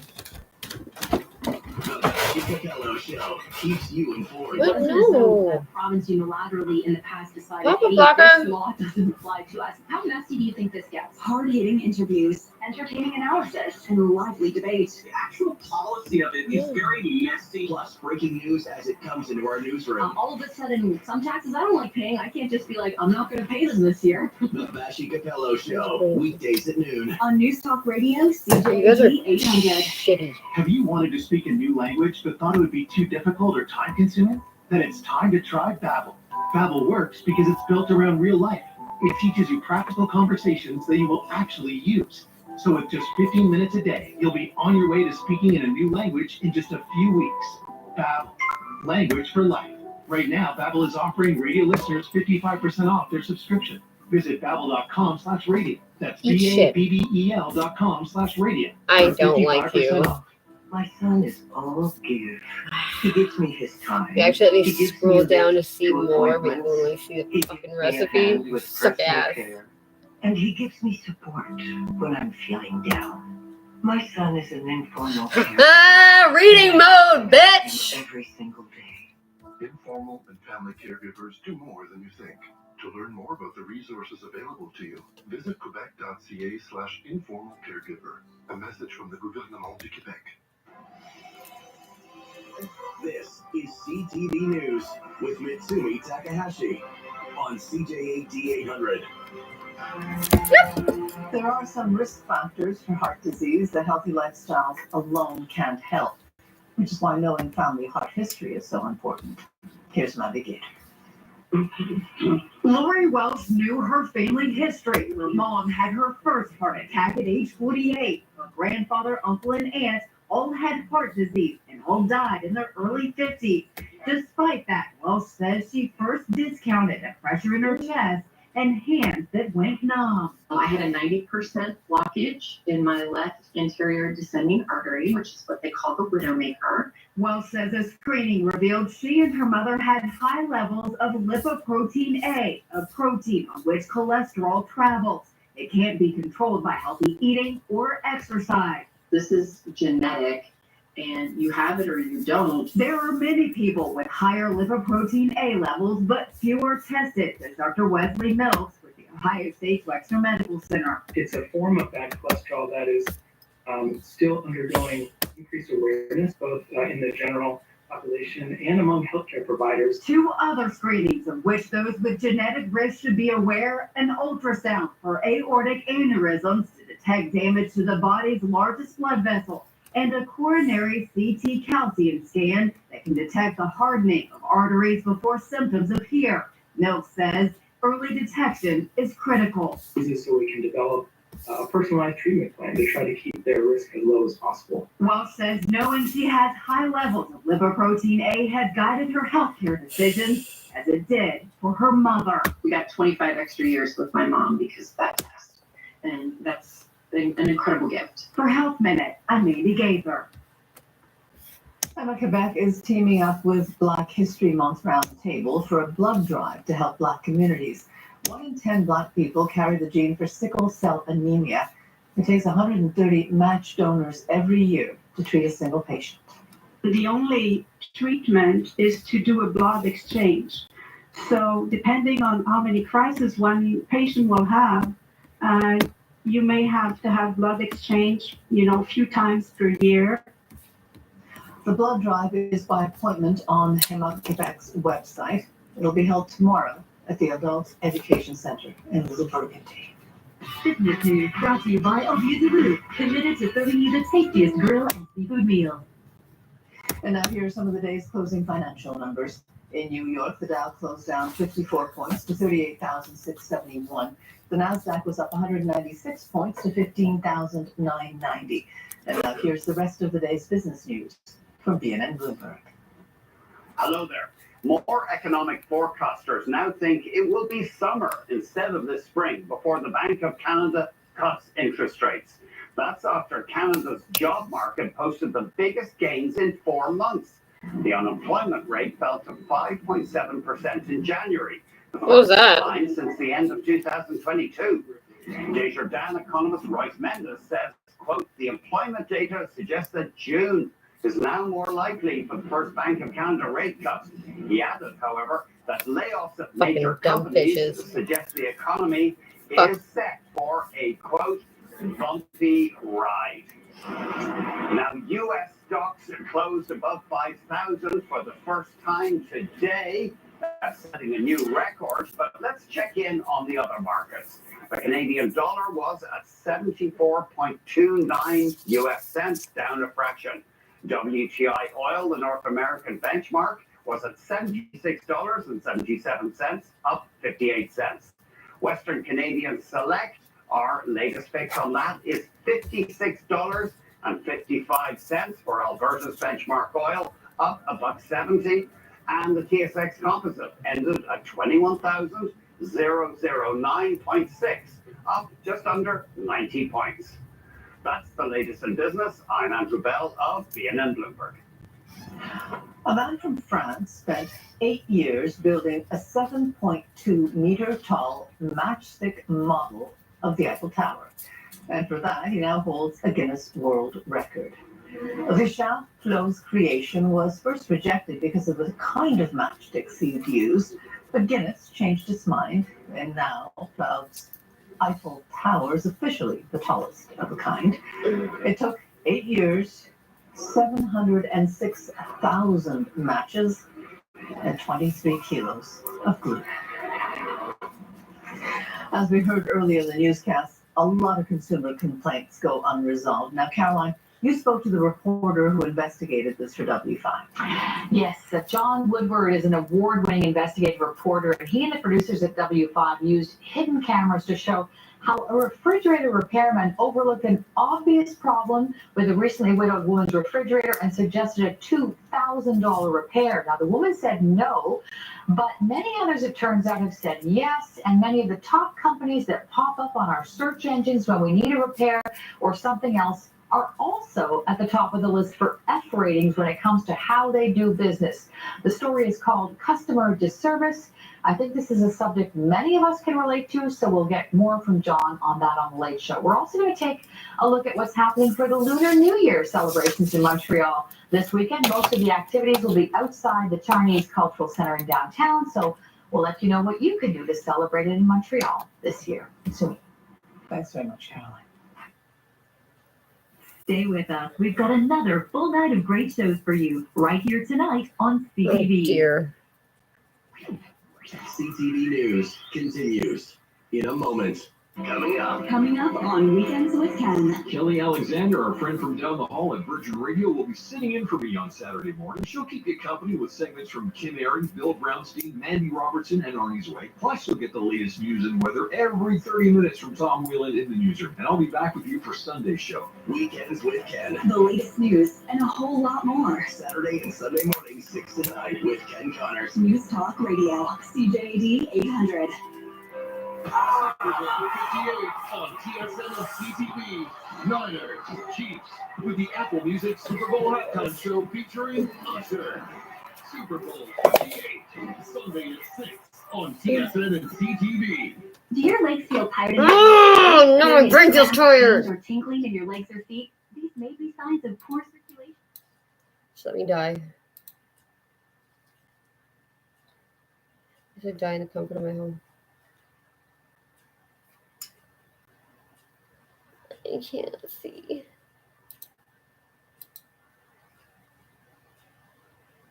Hello and welcome. It's This Is Going Well, I think, with David Cooper, and I am your host, David Cooper. It's This Is Going Well, I think, the show where no one's listening, no one cares. With every episode, the last episode today, I'm excited to present to you something, well, a little bit different. Just earlier today, my friend, who's a stand-up comedian, asked me to host a stand-up comedy showcase. Now, the careful listener of the show may recall I have not done stand-up for 5 years, so I really have no idea what I'm doing. But I thought, I'll host the show anyway. How bad could this go? Spoiler, it's probably going to go terribly. So what I thought I'd do for you on this podcast is, as I sit here and rehearse the 2 or 3 minutes that I'm going to say at the beginning of this comedy show, I may as well just turn that into a podcast, right? Right? And keep in mind, 3 minutes is actually a lot of time for someone who doesn't do stand-up. Most beginners in their first year, maybe come up with a solid 5 minutes, probably only 3. So here we go, an introduction to a show called Anik and Friends. That's the name of the comedy show.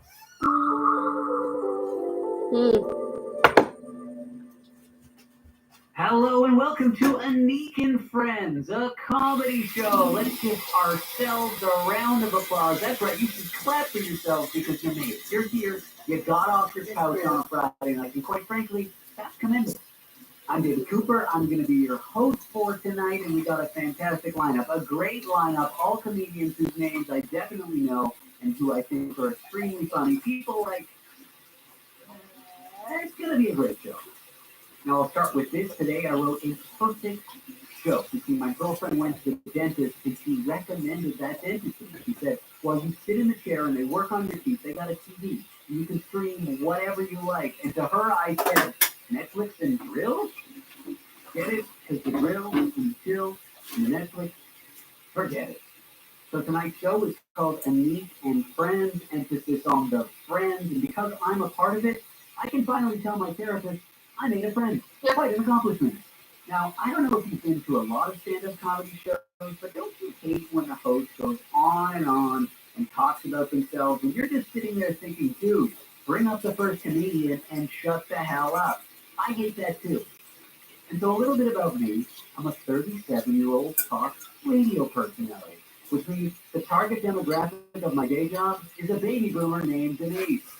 Seriously, that's who's listening to talk radio. And Denise, I love you. You're all I got. Please don't ever leave me. And that was only a half truth. The whole truth is I'm an unemployed radio personality. That's right. The network I used to work for canceled my radio show. And I gotta be honest with you, this is not an easy job to be unemployed. For example, if you're an unemployed nurse, you still went to nursing school, you're still a nurse. And if you're a carpenter who's out of work, well, you can still build a bunch of shit. But when you're an unemployed radio personality, you're just a pup. You're a schmuck. God, I'm starting to sound like Now, speaking of my Jewish mother, before I changed careers and became a radio personality, or as my mother calls it, made a career out of hating money, I had a normal day, a day job, and I did a lot of stand-up comedy. That was many years ago, but that's how I met Anik Adel from Anik and Friends. And when they asked me to host this show, I said, I'm going to do a bad job, but Anik said, do whatever you want, just don't insult the audience. And so there's just one thing left to say. Fuck that guy in the front row. Fuck him in particular. All right, that's my time. I'm David Cooper. I've been your host. We've got a great show planned for you. Well, let's bring up our first comedian, so-and-so.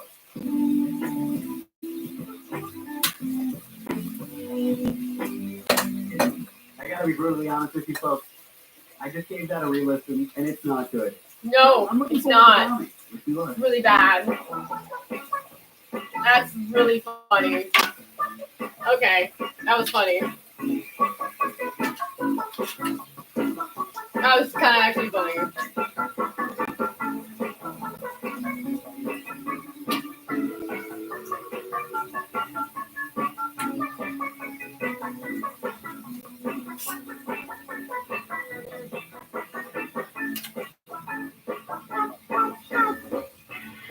Just a little too long every time. Burning.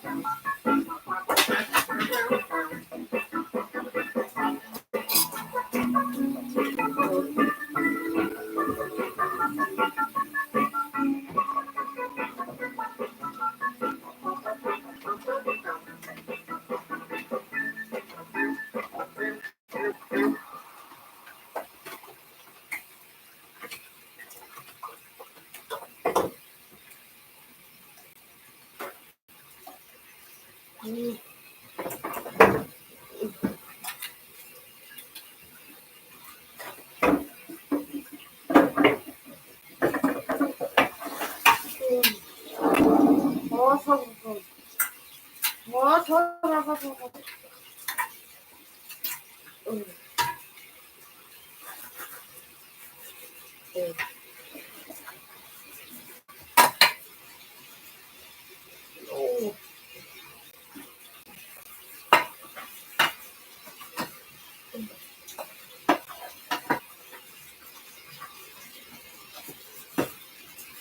Man.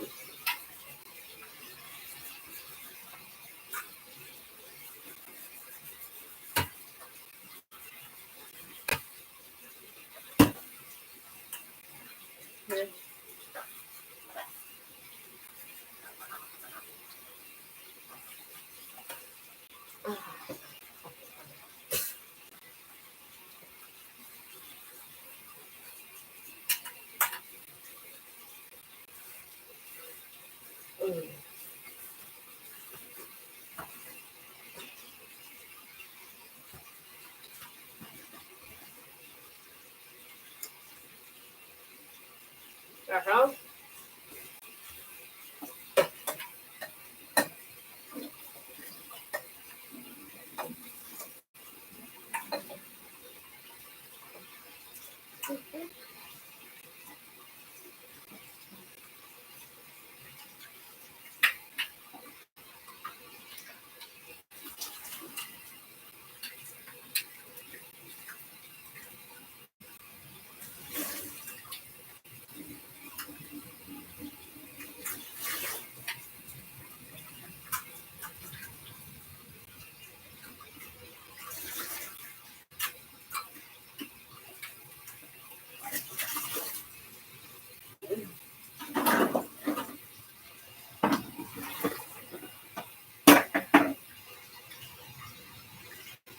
Man.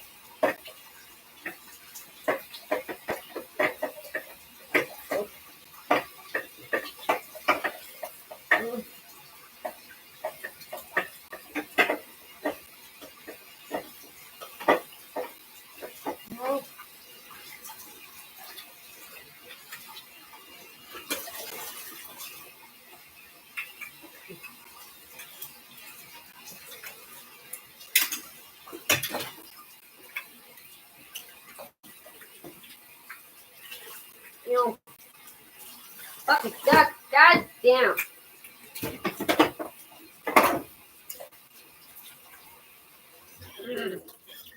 Ow.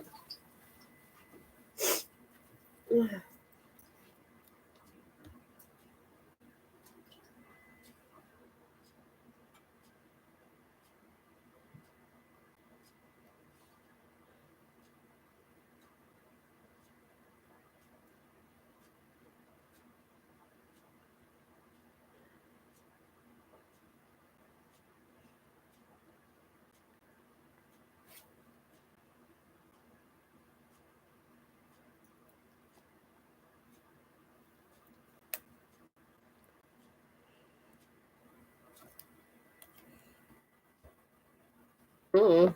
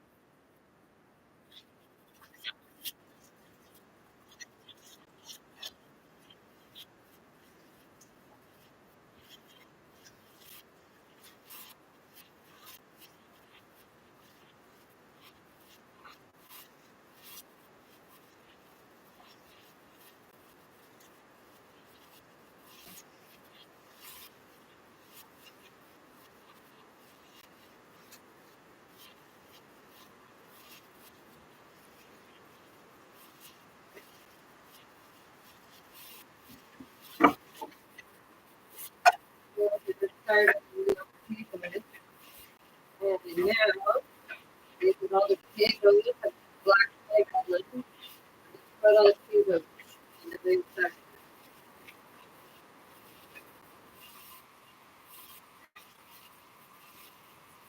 They do good. Bad.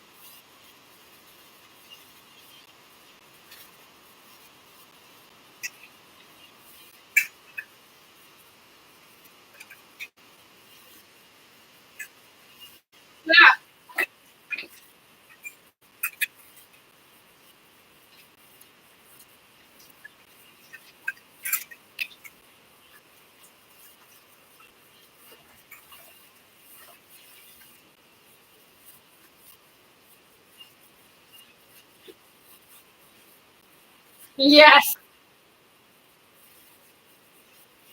Starting like 18 feet.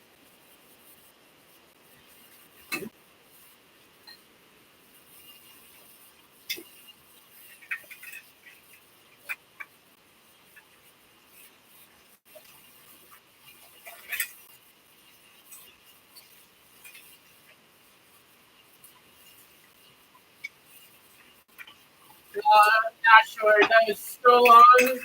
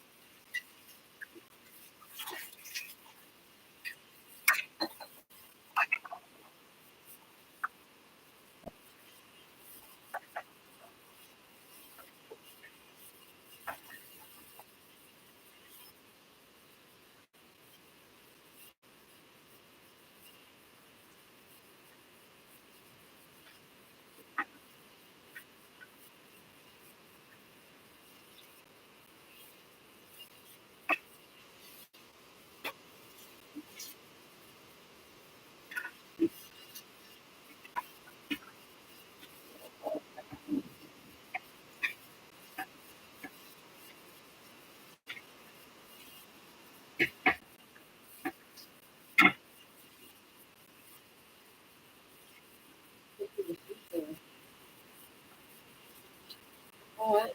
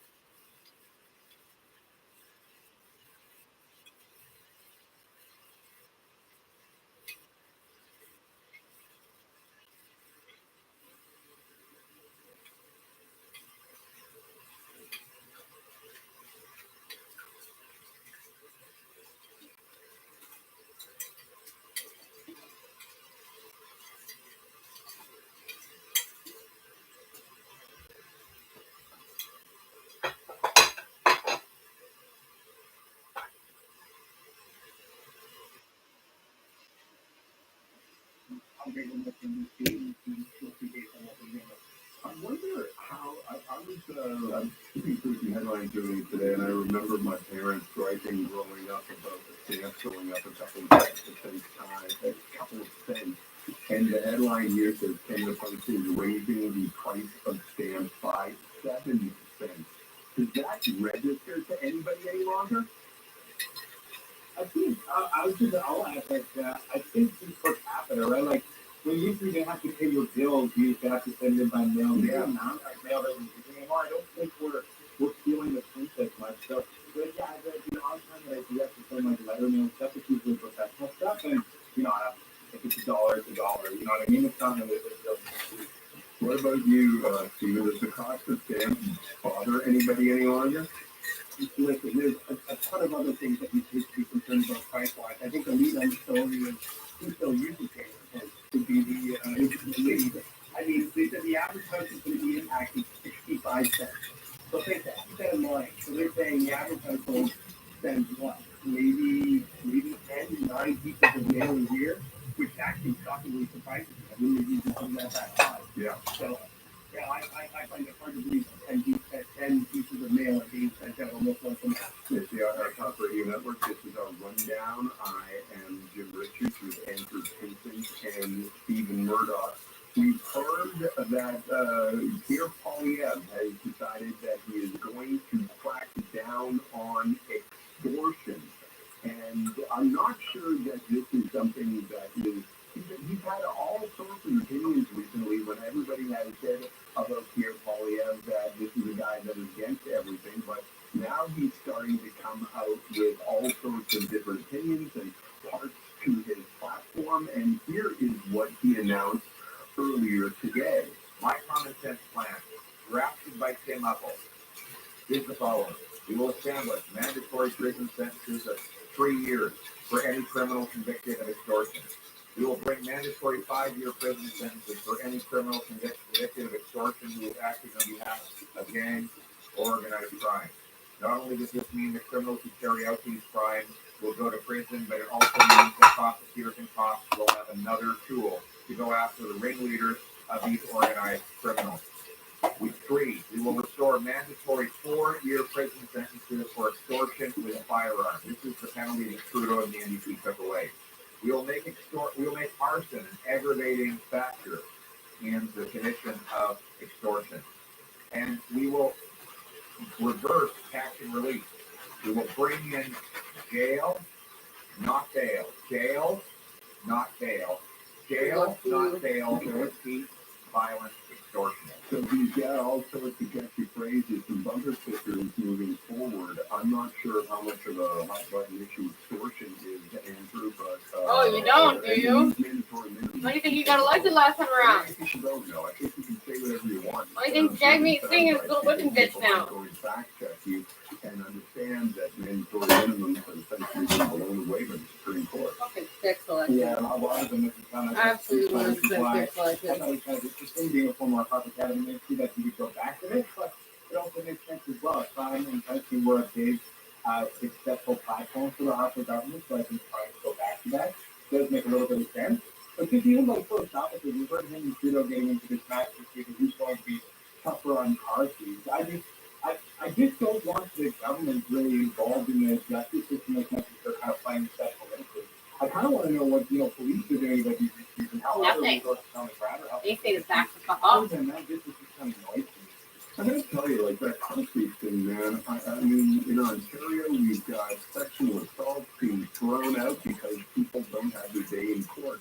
And what the Supreme Court has decided is a reasonable time. And these things aren't being ferreted out quickly enough. And if we're going after systems, car thieves, not getting sexual assault and more serious things, I'd be pretty upset about that. I want them to be caught, but I don't know that I need anybody doing. Listen, I had a catalytic converter stolen off my car, and somebody's like, don't you want that person to be in jail? No, I want to be caught and held to account, but I don't want to be locking up people who are essentially non-violent. Oh my god, is Jim being sensible? Oh my god, is that a fucking smart fucking brain moment from Jim? Oh my god, it's a miracle. Jim just had a heart moment. Oh my god. It's a fucking Christmas miracle. Oh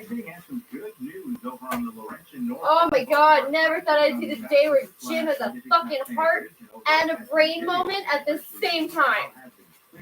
Still sitting against protest until you hit the back of the stands and much less busy up in Laval, leaving that sector from the Tripoli sector. But that's just like fucking Jesse, 15 years for a teenager fucking jacking cars. Like, Remains sluggish from after the 13 to that election. you put fucking key on your car. It's only in the Jean Talon sector, Smart idea.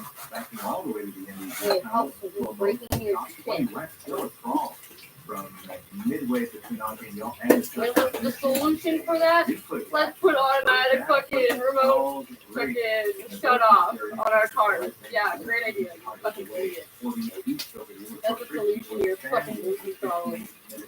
Locate from the Chemin de Canal sector, La Fontaine to Montreal, only Claude Bouchard, it'll be boarded up entirely with the tunnel into the city as the alien outbound. La Fontaine 500 feet of speed release up to a peak 15 from the hospital dance. From February 8th to 25th, the shows your heart promotion is continuing to be Compagnon. How can you say that? It will be expressed so many stores today. I'm actually CDAD at the Traffic Transit of the 15 minutes next to Have you been thinking of moving to a retirement home or senior residence? Indiana Senior Transition Support can help. They'll find you the best option for independent living, assisted living, or long-term care based on your needs and organize and accompany you on tours. Indiana's services are free of charge with no obligation. They're proud to have provided guidance and support to hundreds of families in Greater Montreal. Talk about it with your family and then reach out to Lianas, Lianas, Senior Transition Support. Protecting your deposits is our goal. CPIC covers your deposits in federal institutions like banks. The AMN covers them in provincial institutions like credit unions. Oh, that is a save. Why don't we protect your deposits are protected? Longing for thick, fluffy, gorgeous hair? Hair volume from New York is trusted by millions of women around the world. With clinically proven ingredients like apple extract, biotin, and millet, Hair Volume nourishes your hair follicles to promote thicker, healthier-looking hair. Say goodbye to shedding, thin, and dull hair, and hello to thick, healthy hair with Hair Volume. Available as a tablet or gummy. Hair Volume is available at Shoppers Drug Mart, Walmart, Walgreens, and London Drugs, or ask for it at your local pharmacy or online at Amazon and NewNordic.ca. Quarters, junkies gotta eat quarters. Every time you turn around, there's more than there was before. You barely have room to move. You're so crowded, it's hard to breathe. Oh, 1-800-GOT JUNK. You make some disappear. All you have to do is one. Now you breathe fresh air. Freedom. Now you've got the breath to sing. Now you've got the space to entertain. Now you've got a big home, a happy home. Call 1-800-GOT-JUNK. Or visit 1-800-GOT-JUNK.com. This is Sam Watts from Welcome Home Mission. In 2024, the needs are greater than ever. When you donate to Welcome Home Mission, you help us provide free groceries for families struggling to make ends meet. You help us to connect seniors who are living in isolation to the health and social services network. And importantly, you help us support people who don't have a place to call home so they can get back into permanent housing. The only way forward is giving back. Please donate today at welcomehomemission.com. Hey, guys, please tell me about the 2023 Aria 100% electric crossover. Great! All you need to know is zero. Zero? Yep, zero. As an elite rate of 0%. 0%? You have 100% of my attention. Lease the 2023 Nissan Aria Platinum E-Force all-wheel drive at 0% for 36 months. Wow, you just went from 0 to hero in 30 seconds. Until February 29th, on approved credit. Conditions apply. Details at Nissan. It makes a difference when a business like Literacy Dispensing Opticians takes a personal interest in what they do and in their customers. That's what sets Literacy apart. They are, after all, a family serving families with the best in eye care, lenses, and a wide variety of trades from partners like Essilor, Maui Jim Bevel, and more. Literacy Dispensing Opticians, taking care of your family's vision like their own. Has Gary and Isabella for over 50 years. At Literacy, you'll see. Take your business to the next level with a beauty commercial. CreativeServices.ca can help for less than you might imagine. We're the pros of CTV Montreal, so we don't do production. Now, let us put you there. Visit CreativeServices.ca. John Farley Marriage.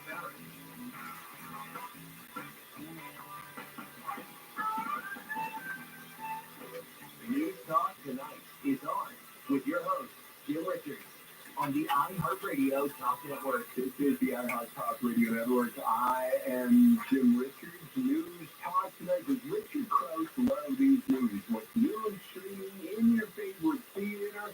We guess what Richard Krause is going to give your favorite new movies. That's coming up in 15 minutes time. I'm Jim Richards. We're back with Andrew Pinton tomorrow morning. And on Sunday morning on CFRA from 6 until 11. And Steve Murdoch is the Vice President of Enterprise Canada. They are a PR firm. I know, Stephen, I've asked you this before, but how often, when you tell people that you work for Enterprise, how often do they think, oh, you're the guys who think that? I get it all the time. I think I might have mentioned it before. I come back to some really great movies on the weekend. Say, you're the Vice President of Enterprise. The car's breaking down on the side of the road. What are you going to do? Yeah, I have some great stories here. Yeah, you can't help but laugh. And I get put on a lot of emails with people that have questions and concerns. So yeah, always a good laugh for sure. Okay. I want to get back into it. Some news stories of the past 24 hours here on the iHeart Talk Radio Network. By the way, did anybody want to pick up where we left off this before the break? I was just going to say on that Polyam announcement, remember at the end of the day, a lot of people aren't going to listen to the full story. And you don't know that. You work in the media. So maybe people are going to click into the channels and hear the story. It's like tougher on crime. So a lot of people are just going to catch that messaging and not necessarily think, well, it's extortion. It's maybe impacting the South Asian community or people in Canada more than ever. They're going to hear those sound bites and they're going to say, here's somebody who wants to be tough on crime. And so, those snippets don't happen to you. Those snippets don't happen by accident. You're right. Yeah, that's the reality of what's going to happen. I'm going to access, right? Like, yeah, I was just going to say, Stephen, you are 1,000% right, and I'm 1,000% wrong to assume that everybody knows that, oh, Supreme Court is, got rid of these mandatory minimums. That doesn't matter. The soundbite is what is the most important thing. I don't want to say weaponize, but he knows what he's doing. Listen, I don't know if there's a better politician in my lifetime that has communicated better with the people. And what I mean by that is getting a message across. You could argue that maybe Obama is a great communicator as well. But if you're talking about the politics and trying to score points, know how to play the soundbite, or know how to hold the mirror up to how many Canadians are feeling, and I don't know that there is a better politician at doing that than Pierre Poilievre. He's just a genius at it. And I would go, I would think I would agree with you. I would think we like the discipline that perhaps Stephen Harper had in terms of not wading into some types that are worth the fight or only causing more harm than good. But I think in terms of managing the message and keeping everybody I think Harper was a little bit better, but no doubt, Poilievre is very skilled message for everybody wants to get it. I'm just saying one thing about the guy, and maybe sometimes being a little humble and knowing when to say, yeah, you know what, I was so kind I was wrong, or something like that. I mean, the gentleman down in the Ukraine thing with the free trade, I just thought that was but you know what? Yeah, you're scoring points left and right, you're bail on bail and tax to tax and all this other stuff. You get actually million taxes, and it's not just all the affordability crisis, but the messaging is working, so it doesn't really matter. No, it's like that. I think most houses messaging. I mean, they have things, right? We're so apart. But let's start with the beginning. Rick Poilievre knows this is the moment to tell himself now it's the next PM. And so he's going to be texting messaging, seeing what's resonating with Canadians, talking to his staffers, and continuing to speak and focus on the issues that are going to matter. And the daily thing, he's going to have to figure out how not to wade into topics that bring no value to him becoming the next prime minister. So this is going to continue to happen. We're going to see more of these soundbites and the messaging based around what they think Canadians want to hear. And when they see what's resonating, they're going to double down. Yeah. Okay, let's move on and talk about a story out of London, Ontario. The story is just outside of Toronto, where imagine where you live. You buy a cemetery plot because you want to be near your family. And then you thought, okay, you know what, we're going to retire, we're going with out into the country. And the cemetery plot that you purchase for yourself and your husband, if one of you dies early, then you're going to be driving an hour and a half through that cemetery plot to visit your deceased partner. Should you be able to get your money back? $24,000. The Catholic cemetery involved here says no. You can sell it like there's a sub-hub of cemetery plots or something like that. We're not going to give you your money back. As we get older, I cannot see either my wife or I want to make the rest here to make that trip. The Creek pays us over $24,000 for the cemetery plot. And Oh, wow, this is from a year ago. does not have their information inscribed yet. And the couple says they no longer want the plot and ask the cemetery to buy it back. We would like a refund, and they basically said it's not in the policy.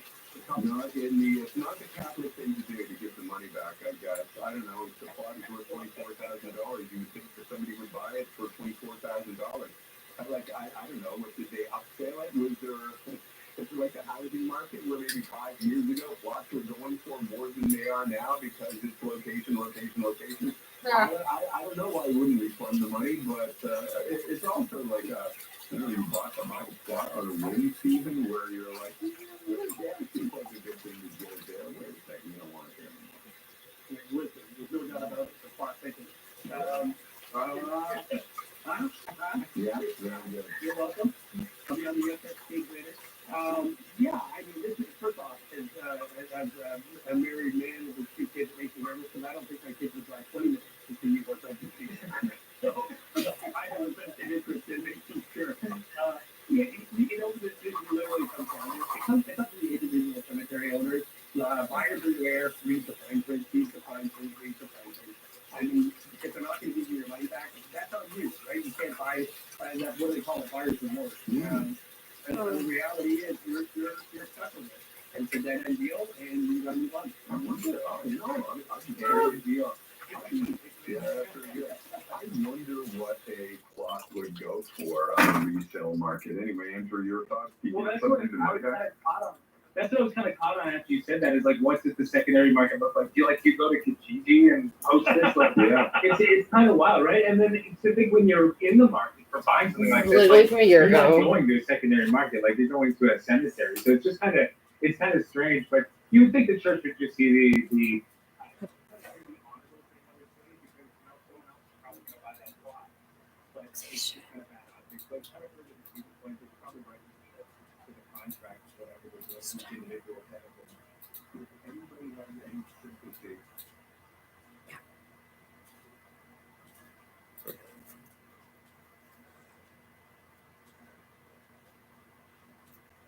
Oh, somewhere.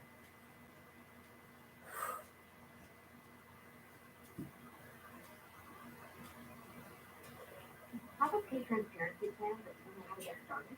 Let us help you put your plan in motion. Save time to buy. Modern use our platform to activate your transparency plan. Identify feedback for gender, ethnicity, and more. Build a job catalog and accurately price jobs to compete with Empower managers with the data they need to make fair and equitable decisions. Flexible and adaptable? You bet. That's why HR leaders love using Bob. Don't miss this chance to see how Bob works.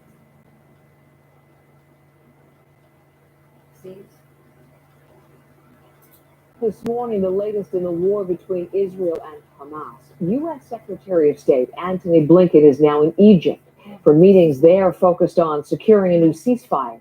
He met yesterday with officials in Saudi Arabia as part of his 5th diplomatic visit to the region since the war began with the Hamas attack of October the 7th. Now, this is new video of Blinken's meeting with Egypt's president, Abdel Fattah el-Sisi. The two leaders expected to discuss Israel's military campaign. Now, Israel's defense minister has said forces will eventually advance all the way to Rafah in the south. Rafah situated right on Gaza's border with Egypt. Egyptian officials are concerned about what that would mean for the more than 1 million people who are sheltering in the city. The Hamas-run Gaza Health Ministry says this morning more than 27,500 people have been killed since the war began. Let's bring in Chris Brown, who's part of our CBC News team What do you want? covering the war. He's in What do you want? Jerusalem with me live this morning, and good to see you, Chris, as always. The fifth visit to the region for Antony Blinken, and still very high stakes. What are his priorities today as he meets with Egyptian leaders and then looks beyond to further meetings in neighboring countries? It is a bit of a hopscotch Antony Blinken's doing around the region, as you say, in Egypt, then to Qatar, and then to Israel, and then over to Ramallah in the West Bank. His prime directive appears to be several-fold: to prevent so many of the shooting wars that we've seen in this region from getting worse, while at the same time trying to set the stage for a longer-term peace between Israel and Palestinians. And if it's not peace, at least it's not war.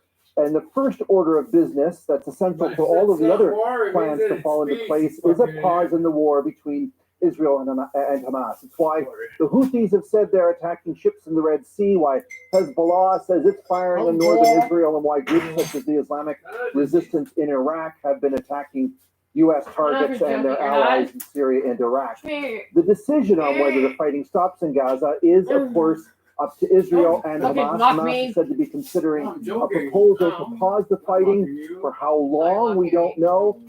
And for the return of Israeli hostages in exchange for the Palestinian detainees in Israeli jails.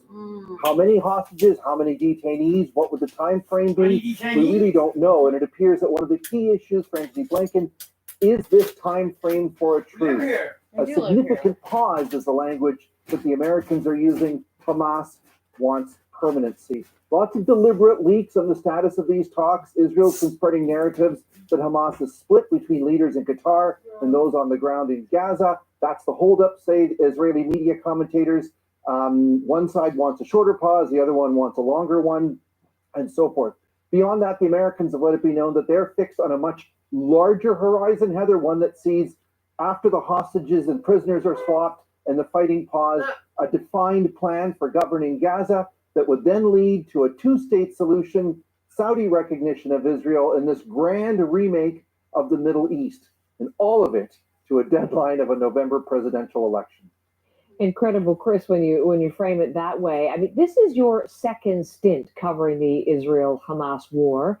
So many things have happened during the time, including, we were talking live, the day the International Court of Justice ruled on what has been happening in Gaza. But the second deployment for you is coming to an end. And I'm wondering overall, what did you find changed this time? And what are your main observations, Chris, from this deployment? What is so striking when you're here are these dueling narratives. Of course, you hear them in Canada all the time, but they're obviously intensely magnified when you're here. For example, in Israel, you really do not hear much about the plight of people in Gaza. As you said, those numbers, 27,000 dead. Voices in the Israeli media that raise this, they're considered outliers. And in fact, I think opinion has shifted to the right. Support for occupying Gaza after the war is rising. On the Palestinian side, there's also not much of any sympathy for Israel as a wounded country after October 7th, largely because Palestinians in the West Bank are dealing with their own surge of violence from Israeli settlers, and their economy is on the brink of collapse. The Americans and others, including Canada, are continuing to push for this two-state solution. But what's also striking is that leaders here aren't talking about it. There's no champion. Netanyahu is outright opposing it. And even on the Palestinian side, the Palestinian Authority is in the midst of reforming itself. So it could be a partner, but it's lost a lot of credibility in the street. Heather, you hear that all the time in Ramallah. People are fed up with the corruption and the complicity with Israel. And so there's a very huge void on that. Chris, thank you for this conversation and for all the reporting. Chris Brown, part of our CBC News team, continuing to cover the war between Israel and Hamas. He's in Jerusalem today. This is CBC Morning Live.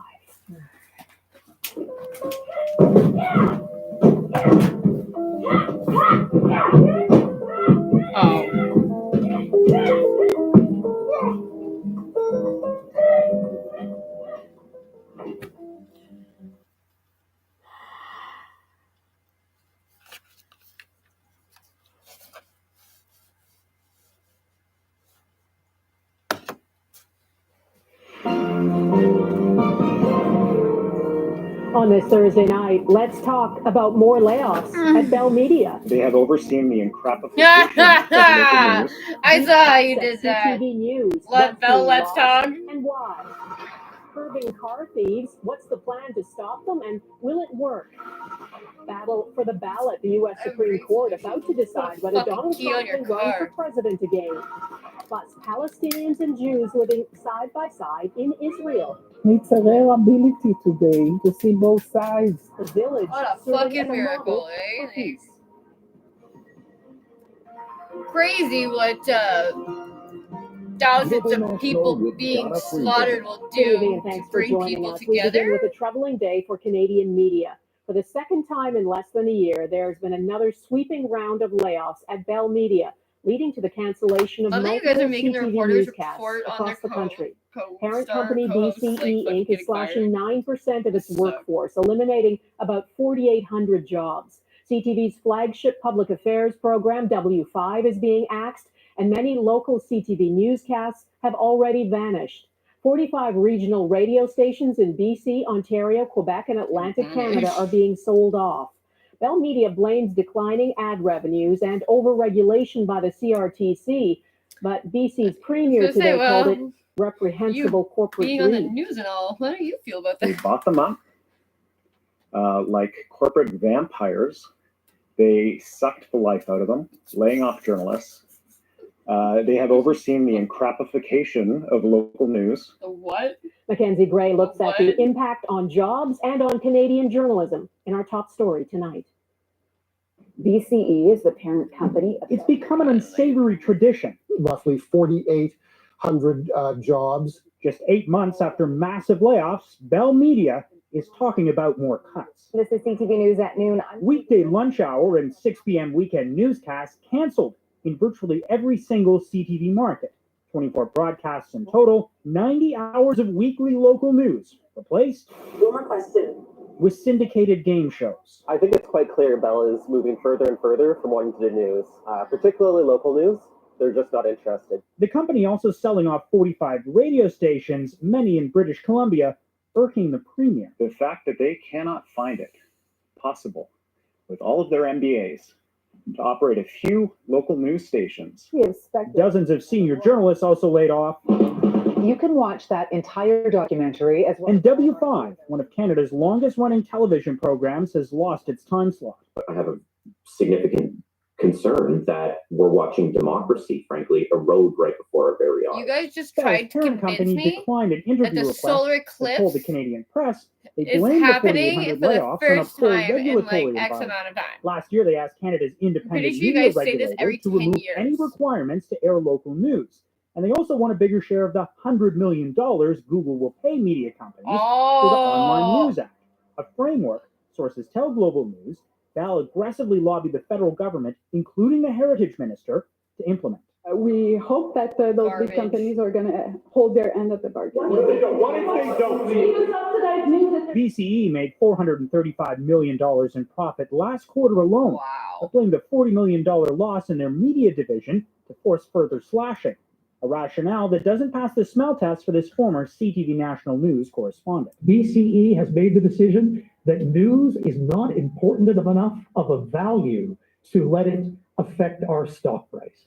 But the stock dropped nearly 4% today as it flirts with 52-week lows. There was one positive for shareholders, though, Donna. BCE raised its dividend for the 20th straight year. Wow. This time on the back of massive layoffs. Mackenzie, thanks. How to combat the escalation in auto theft was top of mind at a day-long summit meeting in Ottawa. The head of the RCMP calls the scale of thefts in Canada unprecedented. Federal officials say a vehicle is stolen somewhere in this country every 6 minutes, resulting in roughly $1 billion in annual losses. David Aiken reports on whether the summit came up with workable plans to stop it.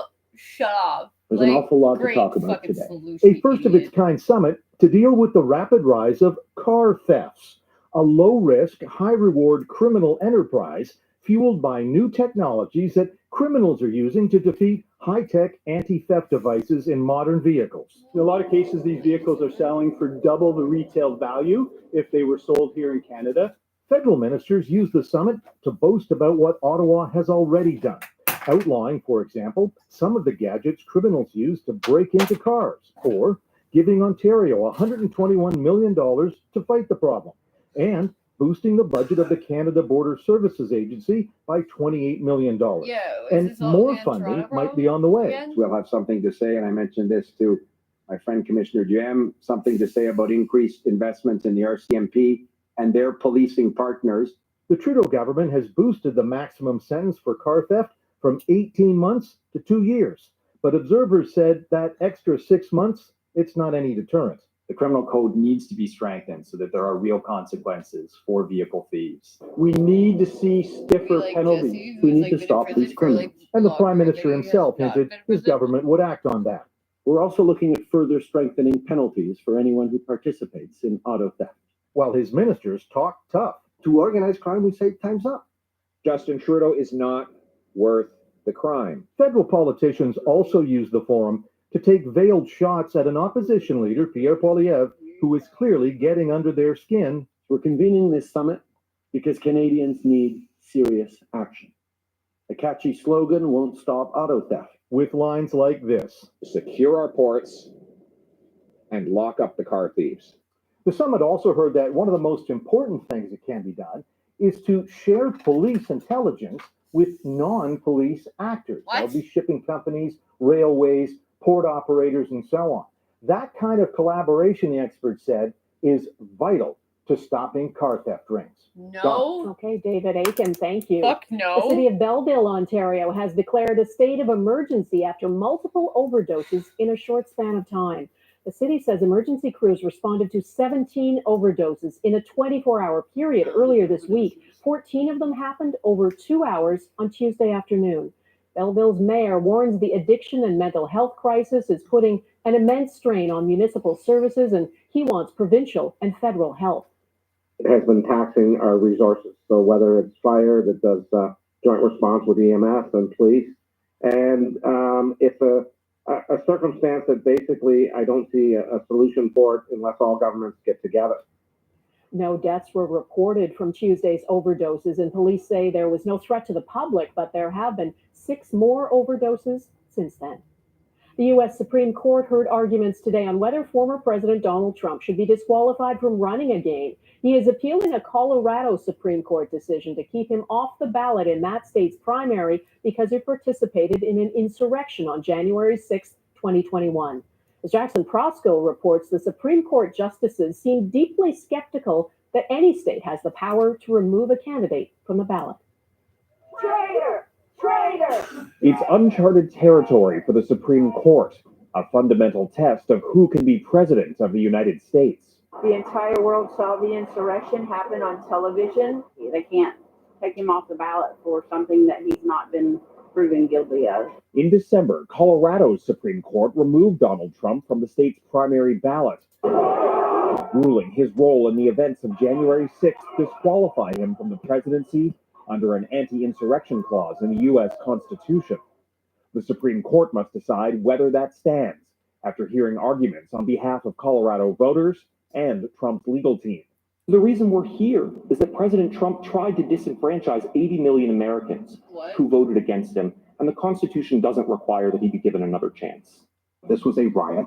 It was not an insurrection. The events were shameful, criminal, violent, all of those things, but did not qualify as insurrection. The case will be decided by the panel of 9 justices, 3 of whom Trump appointed. Even the liberal side of the bench seemed uncomfortable with the implications of upholding the Colorado case.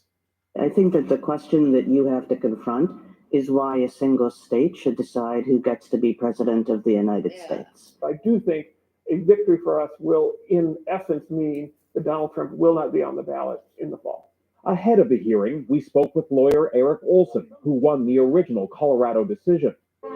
He believes the court must deliver a clear ruling to determine Trump's eligibility once and for all. It would be very calamitous if they were to say, it's not our decision, we're going to leave this to the political process. It may invite another January 6th if it's Congress rather than the courts who decide eligibility. The man at the center of it all was not in court, but Donald Trump expressed confidence he'll be able to stay on the ballot. You have millions of people that are out there wanting to vote, and they happen to want to vote for me. The court must decide this case quickly, with Colorado's primary just weeks away. And for as much as the justices may try to avoid getting involved in the 2024 election, they will soon have to decide whether to take up another Trump case, determining whether the former president is immune from prosecution for his attempts to overturn the last election. Donna? Okay, Jackson, and there was an important decision today about President Joe Biden and whether he can be prosecuted for the way he handled classified documents before he became president. Tell us about that. Donna, the special counsel investigating Biden found that the president willfully retained classified military and national security documents, but he did not break the law and will not face any charges. The investigator noted the case is significantly different from the one involving Donald Trump and that Biden fully cooperated. But the bad news for Biden is that the investigation highlighted significant memory lapses by the 81-year-old president, saying that during the course of the year-long probe, Biden could not recall key dates, including the death of his son or the time when he was vice president.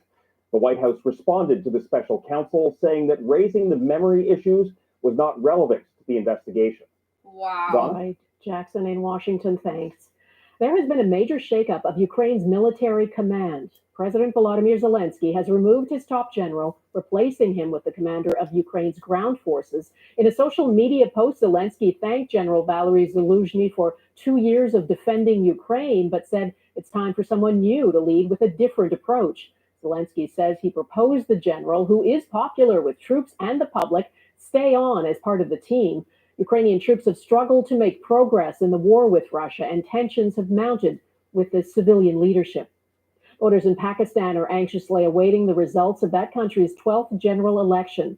People stood in long lines to cast ballots in an election that's been marred by violence, bombings, and the imprisonment of a popular party leader. The government suspended mobile phone service for the day, it says, over security concerns.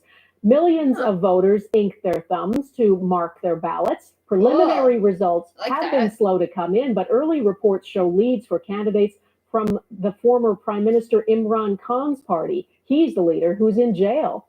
Crystal Demansing on the turbulent state of politics. People who are in jail here could still run for president. With more than 120 million eligible voters, the Election Commission of Pakistan can take up to 2 weeks to declare a winner, but that time may not be necessary. This man, Nawaz Sharif, and his Pakistan Muslim League Party will likely come out on top. He's been prime minister 3 times previously. His main challenger is otherwise occupied. Imran Khan is serving jail time for corruption and breach of national security, but he is still wildly popular. Sharif was also kicked out of office and convicted of corruption, but he had his record cleared, enabling him to run again. I've been casting votes in elections since 1970, says this man. He likes the older days better, saying families now struggle to pay their bills and buy food. Pakistan is in an economic crisis and is struggling with militant violence. On Wednesday, there were 2 separate strikes outside political party campaign offices, killing at least 22 people. Fearing what would happen election day, the UN Human Rights Chief appealed to authorities to ensure a free and fair vote. Citing incidents of terrorism, the Interior Ministry cut cell service for the day. Critics said it was a way for the caretaker government and indirectly the military to influence the election. Audio and video messages are popular as the nation has low literacy rates.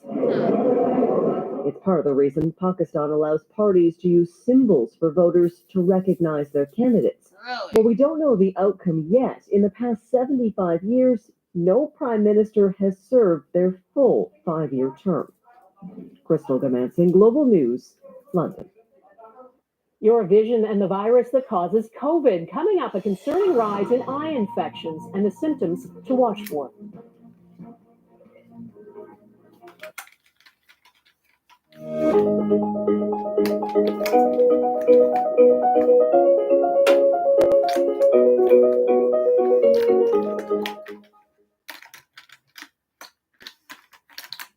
The pandemic is behind us now, but COVID-19 is still with us.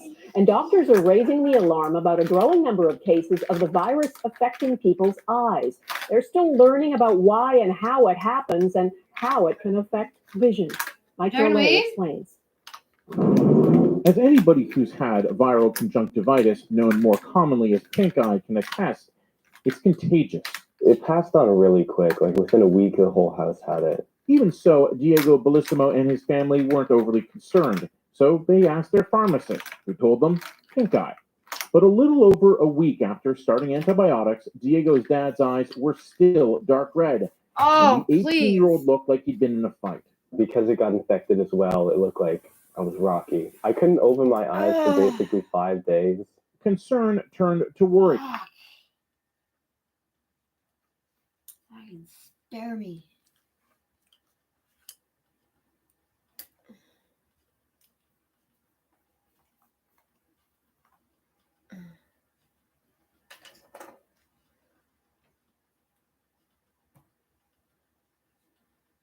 Well, Mr. Speaker, the truth comes out. They want to go into an election. Nobody, no Canadian wants to go into an election right now.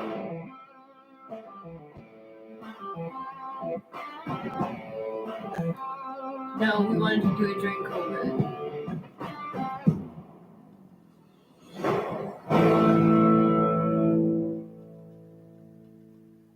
Welcome back to Northern Perspective, everyone. I'm Cypher. And I'm Fox. Usually question period on Fridays is uneventful, but not today. We have a feeling that nothing about Parliament in February will be boring as we approach Jagmeet Singh's March 1st deadline for his pharmacare program. Let's take a look. After 8 years, the Prime Minister is not worth the cost or the crime, and now extortion is the latest crime wave plaguing our communities. When common sense conservatives were in office, we toughened penalties for dangerous and repeat offenders, and as a result, the crime rate went down. Turns out when thugs fear getting caught, they commit fewer crimes. Extortion is up all across the country thanks to easier penalties and easier bail. Will the government finally admit the mistake of their previous crime legislation, adopt common sense conservative policies to keep criminals off the street? The Honourable Government House Leader. Mr. Speaker, no surprise the Conservatives don't want to talk about the economy this morning because we've had a blockbuster. And get this, Mr. Speaker, wages have increased by 5.3% in January. Among women, 6.2%. We are bringing home big paychecks for Canadians are all at work, Mr. Speaker. The Honourable Member from Regina Capel. You know, probably not a good idea for this guy to talk about jobs and the economy today. Why? Well, Bell actually had to cut almost 5,000 jobs and sell off half of their radio stations. Gee, why is that? Well, that's probably because of Bill C-18. That's crushing our media that was supposed to be the saving grace for media. Remember that? So while he's sitting there bragging that everything is going well, yeah, it's actually not looking so good. Well, and not only that, but how many people did Canada add last month? Because the stats that he's citing today would have been for December of 2023. So how many new Canadians came into this country? Well, I don't have an exact number for the month of December 2023, but I do have a stat for the last quarter of 2023. And there were 430,000 people brought into this country in the last quarter of 2023. And we added only 37,000 jobs. That is not enough. And he can talk all he wants about how, oh, the economy's great. By all accounts, the economy in Canada is not looking good at all. Well, and numbers like this are why you see people lined up around the block for very entry-level positions like part-time cashier at a grocery store. Yeah. And I'm not disparaging those jobs. I'm just saying that these jobs that used to be filled by like part-time teenagers after school are now in such high demand because there's so many people fighting for them. Well, and let's talk about his wage increase, Brett. Yay! Wages increased by 5%. How is that supposed to compete with the 100% increase in rent and 150% increase in mortgage costs? And another thing they were spouting, they were saying that, oh, all these jobs, there's more women in the workforce now, more women, yay, yay, yay, that's a good thing. That's not a good thing. How many moms do I see on my local Facebook mom groups that are saying, I used to be a stay-at-home mom, and now I have to find a job just so we can keep food on the table. Or my husband and I both already work full-time, and now we have to take on part-time jobs as well because we cannot afford to survive in this country anymore. Right. And another thing that a lot of companies are starting to do is actually not hire full-time people so they can actually cut their costs down for benefits and other things like that. So they're actually increasing more positions that fill the same amount of hours as part-time work. So I get sent home at 39.5 not exactly hours. something you should be standing up and bragging about. Well, Mr. Speaker, it's no wonder the Liberals don't want to talk about crime because our communities across the country are becoming less safe. It's a direct result from the Liberal legislation which reduced penalties. Their bill C5 actually eliminated a mandatory jail sentence for people who commit extortion. As a result, extortion is up dramatically. Get this, Mr. Speaker, it's up 366% in BC. This is extortion.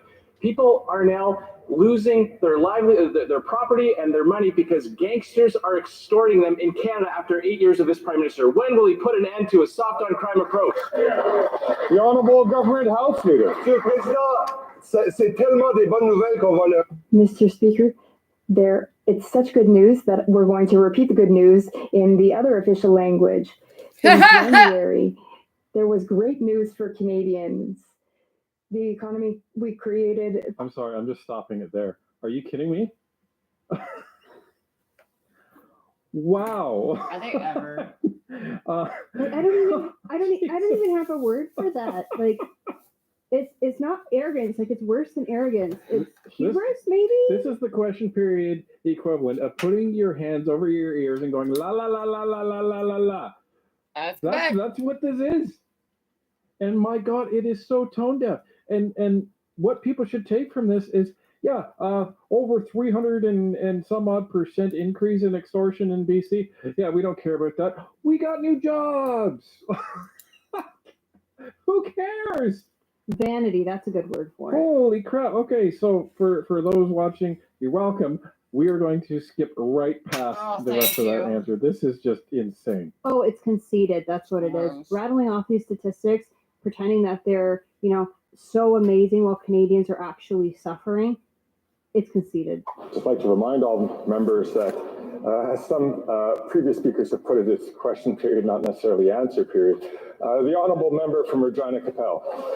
Wow.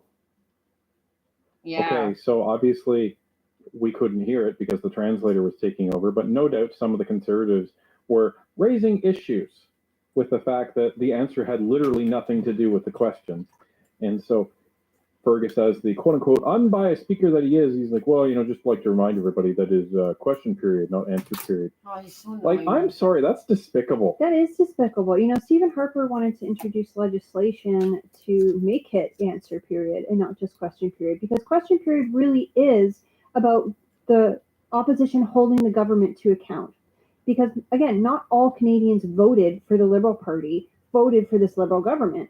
So our representatives in Parliament, the Conservatives, the Bloc, the NDP, etc., it's their job to hold the government to account during question period and get the answers for Canadians. And after the Conservatives fix everything else, like all of the high priority items in this country, I would like to see them introduce some legislation to actually, A, change the way question period works, and B, change the name of it to answer period, because Canadians deserve answers. We pay you, and we deserve them.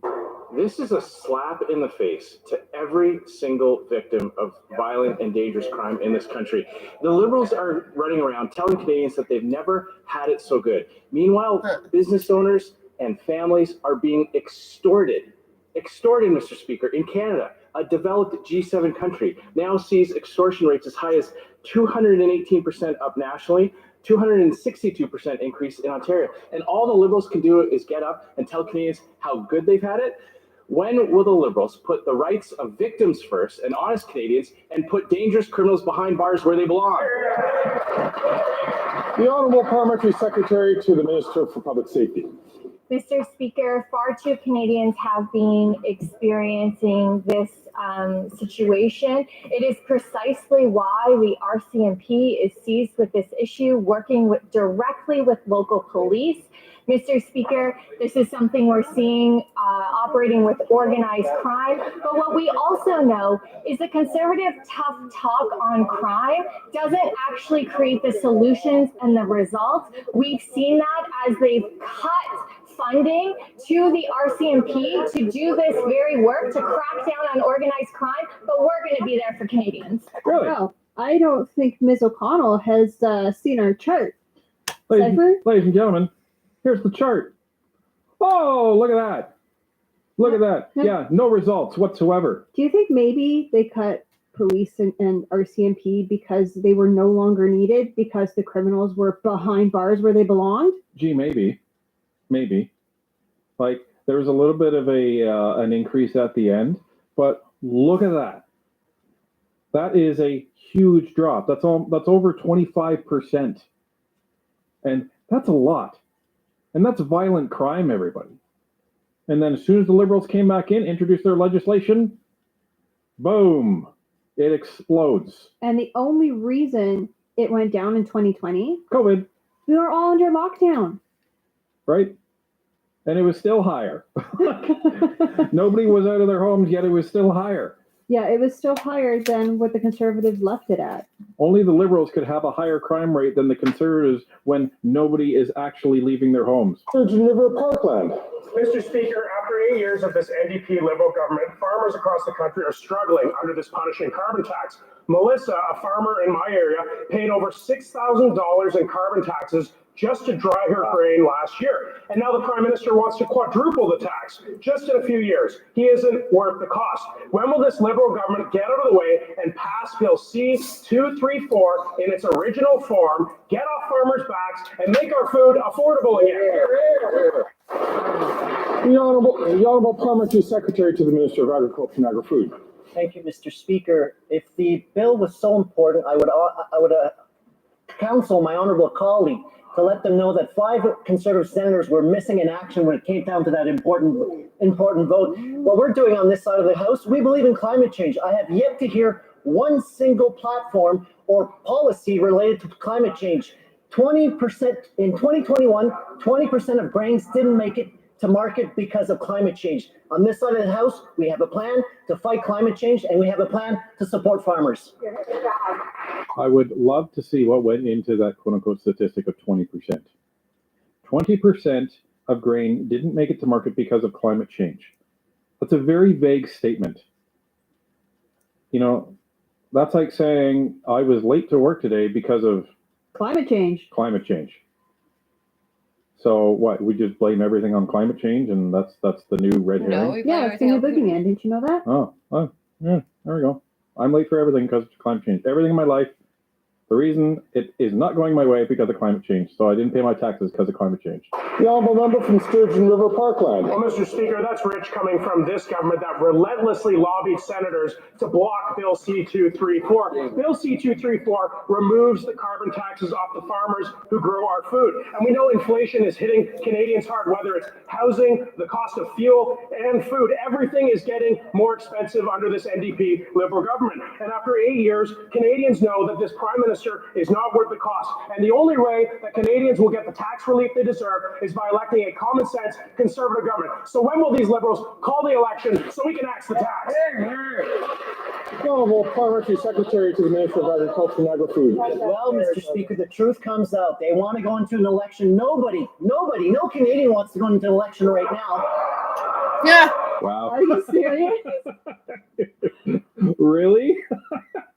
Did this guy not watch that? Was it a CPAC video? Yeah, CPAC. Our friends at CPAC. They went around asking people if they'd rather have an election now or later. And the vast majority of people were saying yes. Sooner, hopefully. Sooner. I would say sooner.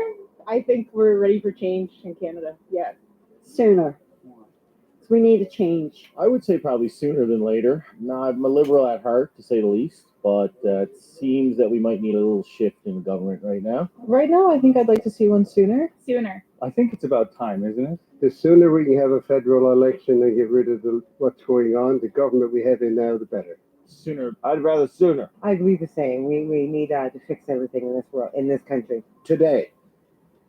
We want one today. Yeah. Because we need to get rid of the Prime Minister, Trudeau. Most of the people that were saying it were young people. That should be really concerning to the Liberals, because Justin is essentially like, what do you call himself? Like the Minister of Youth or something stupid like that? Stupid like that, but he screwed that up. I mean, in the 8 years that he's been in government, young people can no longer afford to buy a house. Young people can no longer afford to start a family. Like, what does it say in a country like Canada where having a baby is a luxury item? Yeah. That's messed up. The honourable member from Courtney, Alberni. In just 2 days, Belleville has seen 23 drug poisonings. They've declared a state of emergency because the mayor says emergency services and funding are stretched too thin. The toxic drug crisis keeps getting worse while the Liberals take a patchwork approach. Then there's Conservatives who spread harmful disinformation instead of offering real solutions. 42,000 people have died since 2016. We need a coordinated, compassionate, and integrated response. When will the minister finally declare the toxic drug crisis a national public health emergency?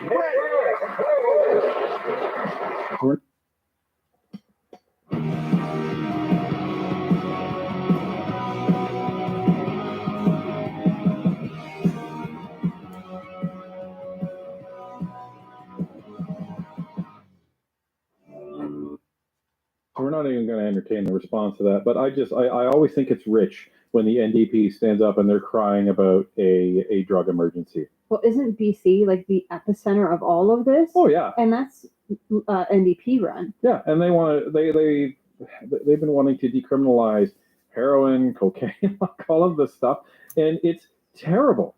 Well, and I've said it before, but I feel like the left, like these people are just idealists, and they come in and they look at these policies like drugs are illegal.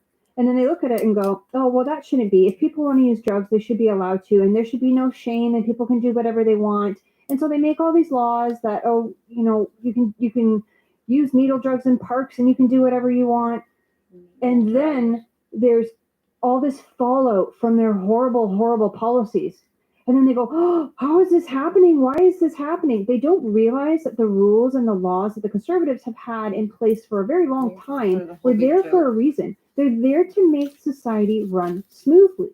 But the good thing to take away from this is the NDP are doing a lot more yelling at the Liberals than they usually do.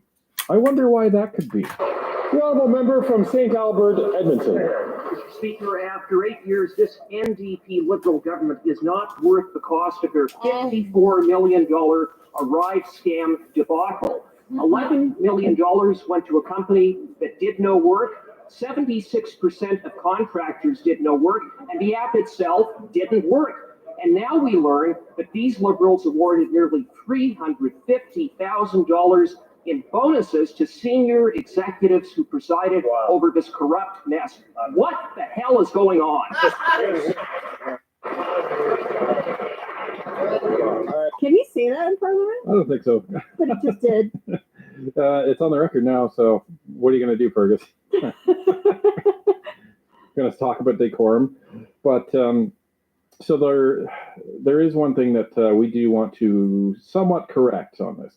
So Mr. Cooper talked about $350,000 in bonuses that were awarded to executives within Health Canada as part of the Arrive Can stuff. So the thing to just make sure that we're accurate on this about is while bonuses were paid to these executives, you cannot attribute all $350,000 to these people based on just Arrive Can. It's going to be based on certain objectives, what they were doing. Now, if you really want to get down to it, why were anyone getting paid bonuses, during this period? Because of all the crap that was going on. So if you want to talk about bonuses within the government, then you should talk about all of them, right? So that's just the one thing we want to correct. So it wasn't $350,000 just for Arrive Can, but it doesn't necessarily mean they should have gotten paid that money anyway. We just want to make sure that that is accurate for people. I would like to remind members, please, to be very concerned about the language that they use. I know the honourable member normally doesn't use such language, but I do ask all members to be mindful of the language that they employ in this house. I guess you can't use that kind of language in the house. Again, like I go back to Daryl Stinson. Do you have the fortitude or the gonads to stand up and come across here and say that to me, you son of a bitch? Does everyone remember Daryl Stinson? We'll put a link to it in our description. Like, go and watch it after this one. He's so concerned about saying HE double hockey sticks. Fergus, like, go back to Parliament in the 90s and the 80s. Like, give me a break. The Honourable Parliamentary Secretary to the Minister for Public Safety. Mr. Speaker, once again, we have concerns about some of the initial reporting, but Mr. Speaker, we designed the ArriveCan app to help Canadians during the global pandemic. But with that being said, we will never risk the integrity of our procurement process. Any contracts that the government issues, we expect to be issued properly. Mr. Speaker, the president of the CBSA has already put in some interim changes on the procurement process, and we look forward to the results of the full investigation. You look forward to the results of the full investigation, yet you have Liberal members sitting in committee saying they want to shut down the investigation. Seems legit. Seems legit. Not. Member from Leeds, Grenville, Falcon Islands, and Rideau Lakes. Well, last week at committee, we learned that the Liberal government knew about conflicts of interest at their $1 billion green slush fund, with $150 million that's been embezzled. After 8 years, we know that this Prime Minister certainly isn't worth that cost. Members at the Ethics Committee will have the opportunity to call witnesses, including ministers and officials who now have demonstrated a changing story between what we've heard in terms of facts and what they've spun in terms of narrative. How will the cover-up coalition vote on exposing these truths? The Honourable Minister for Innovation. Mr. Speaker, actually, I'm very happy that the member asked the question because it helps me to remind Canadians that the Conservative, Mr. Speaker, are not only against climate change, but now they're against institution of Parliament, and they're against helping our small and medium-sized businesses, Mr. Speaker. On this side of the House, Canadians should know we believe that we need to fight climate change. We believe in our small and medium-sized businesses, and we believe in clean technology, Mr. Speaker. Our children and our grandchildren deserve that we act. This is exactly what we're going to be doing, and we will restore governance to make sure this happens, Mr. Speaker. You may be a lawyer, but I think you cheated on the test, Champagne. We will take no lessons from the Liberals when it comes to corruption. What the hell is wrong with you? Seriously, though, he's talking about how our children and our grandchildren deserve this and that and whatever. You guys are the ones that are putting Canadians in debt for like the next 8 generations. You guys. Well, and let's just pick that apart. So, are you really sitting there saying that the Conservatives should not be upset about the fact that millions and millions of dollars have been given to companies that shouldn't have received it in the first place? Are you seriously suggesting that the Conservatives shouldn't be upset that taxpayer money was funneled in to the chairperson's company that effectively paid her own salary from her own company? Are you seriously suggesting that the Conservatives shouldn't be concerned that the Harper-appointed president was sounding the alarm when Trudeau wanted to put in Annette Verscheren, who was the chairperson that was installed into the SDTC in 2019 with blatant conflict of interests, and that they notified the minister's office several times and were effectively ignored? You're saying that the Conservatives shouldn't be bothered by that. Yeah, that's what they're saying. You're equating that to the Conservatives are against the SDTC. The Conservatives are not against the SDTC. They're against the SDTC being run by a corrupt Liberal government, because the SDTC existed before, during, and after the Harper administration. And there was no problems found by the Auditor General as of 2017, because the SDTC had effectively remained untouched by the Trudeau government. But after they got involved, all hell breaks loose. Well, you can think whatever you want there, Champagne, because all hell's going to break loose when we end up getting an election this spring. We want one today.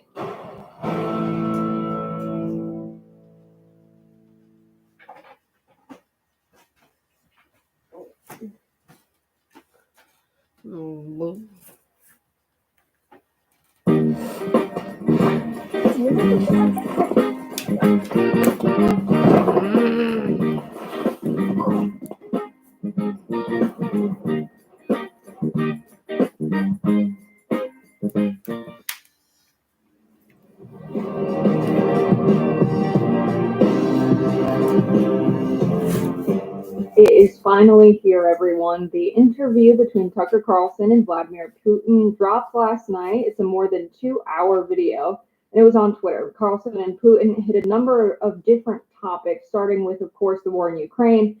Here's Carlson on Russia's interesting justification for the war.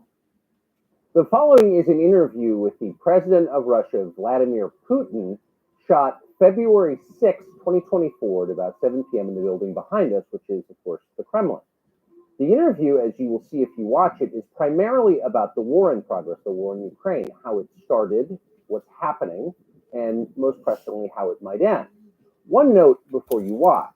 At the beginning of the interview, we asked the most obvious question, which is, why did you use the word threat, human and physical threat, and that's your justification? And the answer we got shocked us.